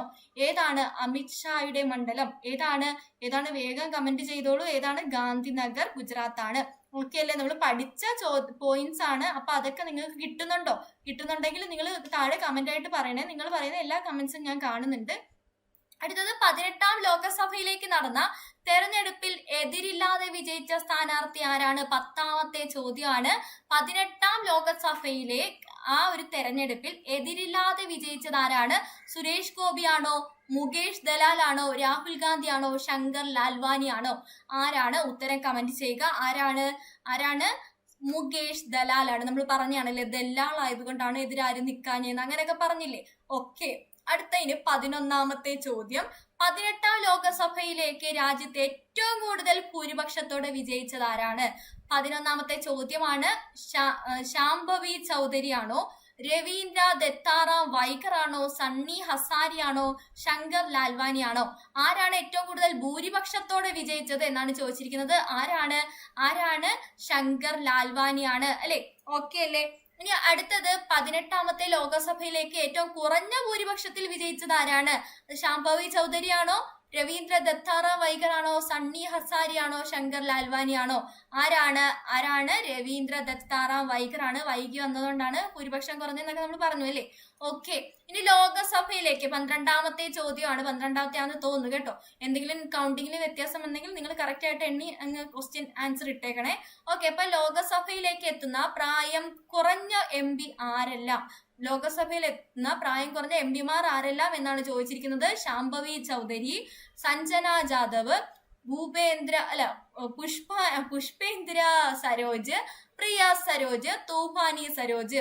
5 പേരെ തന്നിട്ടുണ്ട്. ഇതിൽ ആരൊക്കെയാണ് എന്നാണ് ചോദിച്ചേക്കുന്നത്. 1, 3, 5 ആണോ, 1, 2, 4, 5 ആണോ, 1, 2, 3, 4 ആണോ, 1, 2 മാത്രമാണോ? ഏതാണ് ഉത്തരം? ഏറ്റവും പ്രായം കുറഞ്ഞ MP മാർ ആരെല്ലാമാണ്? 1, 2, 3, 4. ശാംഭവി ചൗധരി, സഞ്ജന ജാദവ്, പുഷ്പേന്ദ്ര സരോജ്, പ്രിയ സരോജ്. ഓക്കെ അല്ലേ. ഇനി അടുത്ത ചോദ്യം, ലോകസഭയിലേക്ക് എത്തുന്ന ഏറ്റവും പ്രായം കുറഞ്ഞ MP ആരാണ്? ഓക്കെ, 13ാമത്തെ ചോദ്യമാണെന്ന് തോന്നുന്നു. ലോകസഭയിലേക്ക് എത്തുന്ന ഏറ്റവും പ്രായം കുറഞ്ഞ MP ആരാണ്? ശാംഭവി ചൗധരി, സഞ്ജന ജാദവ്, പുഷ്പേന്ദ്ര സരോജ്, പ്രിയ സരോജ്. ഇവര് തമ്മിൽ വെച്ച് ആരാണ് ഏറ്റവും പ്രായം കുറഞ്ഞത്? ആരാണ്? ശാംഭവി ചൗധരി ആണ്. ഓക്കെ അല്ലേ. അടുത്ത ചോദ്യം, ലോകത്തിലെ ഏറ്റവും ഉയരമുള്ള പോളിംഗ് ബൂത്ത് ഏതാണ്? ലോകത്തിലെ ഏറ്റവും ഉയരം ഉള്ള പോളിംഗ് ബൂത്ത് ഏതാണ്? താഷിഗാങ് ഹിമാചൽ പ്രദേശ് ആണോ, ലഡാക്ക് ആണോ, കാഞ്ചൻജംഗ സിക്കിം ആണോ, ശ്രീനഗർ ജമ്മു കാശ്മീർ ആണോ? ഏതാണ് ഉത്തരം? വേഗം കമന്റ് ചെയ്യുക. ഏറ്റവും ഉയരത്തിലുള്ളതാണ് താഷിഗാങ് ഹിമാചൽ പ്രദേശ്. താഷിഗാങ് ഹിമാചൽ പ്രദേശ്. അടുത്ത, കേരളത്തിലെ BJPയിൽ നിന്നുള്ള ആദ്യ ലോകസഭാ പാർലമെന്റേറിയൻ ആരാണ്? K മുരളീധരൻ ആണോ, K സുരേന്ദ്രൻ ആണോ, സുരേഷ് ഗോപി ആണോ, അതോ ആരുമില്ലേ? ഏതാണ് നിങ്ങളുടെ ഉത്തരം? വേഗം കമന്റ് ചെയ്യുക. ഏതാണ് കേരളത്തിൽ നിന്നുള്ള ആദ്യത്തെ ലോകസഭാ പാർലമെന്റേറിയൻ BJPയുടെ? ആരാണ്? ആരുമില്ല അല്ല, ഇത് ഓപ്ഷൻ മാറിപ്പോയതാണ്. സുരേഷ് ഗോപിയാണ് ഉത്തരവായിട്ട് വരുന്നത് കേട്ടോ. ഓക്കെ, അടുത്ത, കേരളത്തിൽ തെരഞ്ഞെടുപ്പ് നടക്കുന്നതുമായി ബന്ധപ്പെട്ട് ശരി ഏത്? കേരളത്തിൽ തെരഞ്ഞെടുപ്പ് നടന്നതുമായിട്ട് ബന്ധപ്പെട്ട് ശരി ഏത് എന്നാണ് ചോദിച്ചിരിക്കുന്നത്. കേരളത്തിൽ തെരഞ്ഞെടുപ്പ് നടന്നത് 2ാം ഘട്ടത്തിലാണ്. 20 ലോകസഭാ മണ്ഡലങ്ങളുണ്ട്. 2024 ഏപ്രിൽ 26-നാണ് പൊതു തെരഞ്ഞെടുപ്പ് നടന്നത്. എല്ലാം ശരി. ഏതാണ് നിങ്ങളുടെ ഉത്തരം? കമന്റ് ചെയ്യുക. ഏതാണ്? എല്ലാം ശരിയാണ്. 2ാമത്തെ ഘട്ടത്തിൽ നടന്നു. 20 ലോകസഭാ മണ്ഡലങ്ങളുണ്ട്. 2024 ഏപ്രിൽ 26-നാണ് പൊതു തെരഞ്ഞെടുപ്പ് നടന്നത്. ഓക്കെ അല്ലേ. ഓക്കെ, അടുത്ത, കേരളത്തിൽ നോട്ടയ്ക്ക് ഏറ്റവും കൂടുതൽ വോട്ട് കിട്ടിയത് ഏത് മണ്ഡലത്തിലാണ്? ആറ്റിങ്ങലാണോ, വടകരയാണോ, ആലത്തൂരാണോ, ആലപ്പുഴയാണോ? ഏത് മണ്ഡലത്തിലാണ് ഏറ്റവും കൂടുതൽ വോട്ട് കേരളത്തിൽ നോട്ടയ്ക്ക് കിട്ടിയത്? ഏതാണ് ഉത്തരം? ഏതാണ്? ആലത്തൂരാണ്. ഓക്കെ, ആലത്തൂരാണ്. അടുത്തത്, ഇന്ത്യയിൽ ഏറ്റവും കൂടുതൽ നോട്ടയ്ക്ക് വോട്ട് കിട്ടിയത് ഏത് മണ്ഡലത്തിലാണോ? അമേഠിയാണോ, റായ്ബറേലിയാണോ, ഗാന്ധിനഗർ ആണോ, ഇൻഡോർ ആണോ? ഏത് മണ്ഡലത്തിലാണ് ഇന്ത്യയിൽ ഏറ്റവും കൂടുതൽ കിട്ടിയത്? ഇൻഡോറിലാണ്. ഓക്കെ അല്ലേ. അടുത്ത, ഏറ്റവും കുറവ് നോട്ടയ്ക്ക് കിട്ടിയത് കേരളത്തിലെ ഏത് മണ്ഡലത്തിലാണ്? ഏറ്റവും കുറവ് നോട്ട ആറ്റിങ്ങലാണോ, വടകരയാണോ, ആലത്തൂരാണോ, ആലപ്പുഴയാണോ? ഏത് മണ്ഡലത്തിലാണ് ഏറ്റവും കുറവ്?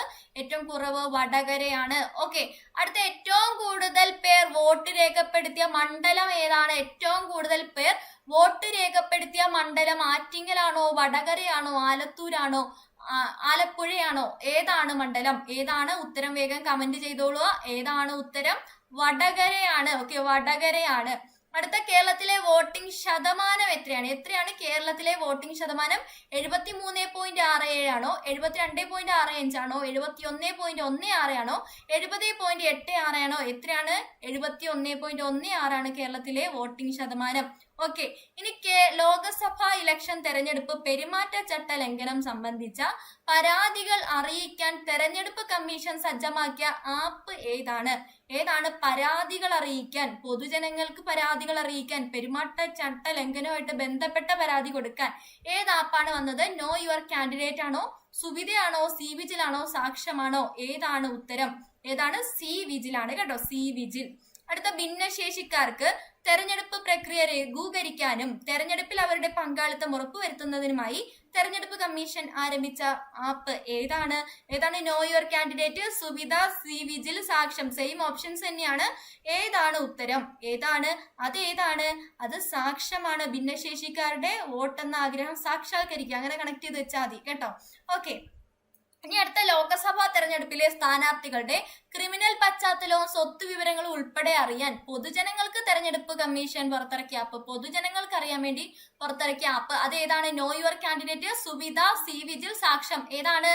ഏതാണ്? നോ യുവർ കാൻഡിഡേറ്റ് ആണ്, കറക്റ്റ് ആണ്. ഓക്കെ, അടുത്തത്, ലോക്സഭാ തെരഞ്ഞെടുപ്പുമായി ബന്ധപ്പെട്ട്, ഓക്കെ, തെരഞ്ഞെടുപ്പിന്റെ ഇവിടെ വന്നിട്ടില്ല, വെരി വെരി സോറി, അതും കൂടെ ചേർത്ത് പഠിക്കുക. ലോക്സഭാ തെരഞ്ഞെടുപ്പുമായി ബന്ധപ്പെട്ട് സ്ഥാനാർത്ഥികൾക്കും രാഷ്ട്രീയ പാർട്ടികൾക്കും യോഗങ്ങൾ ചേരുന്നതിനും പ്രചാരണ പരിപാടികൾ നടത്തുന്നതിനും അനുമതികൾ ലഭിക്കാൻ വേണ്ടിയുള്ള പോർട്ടൽ അതേതാണ്?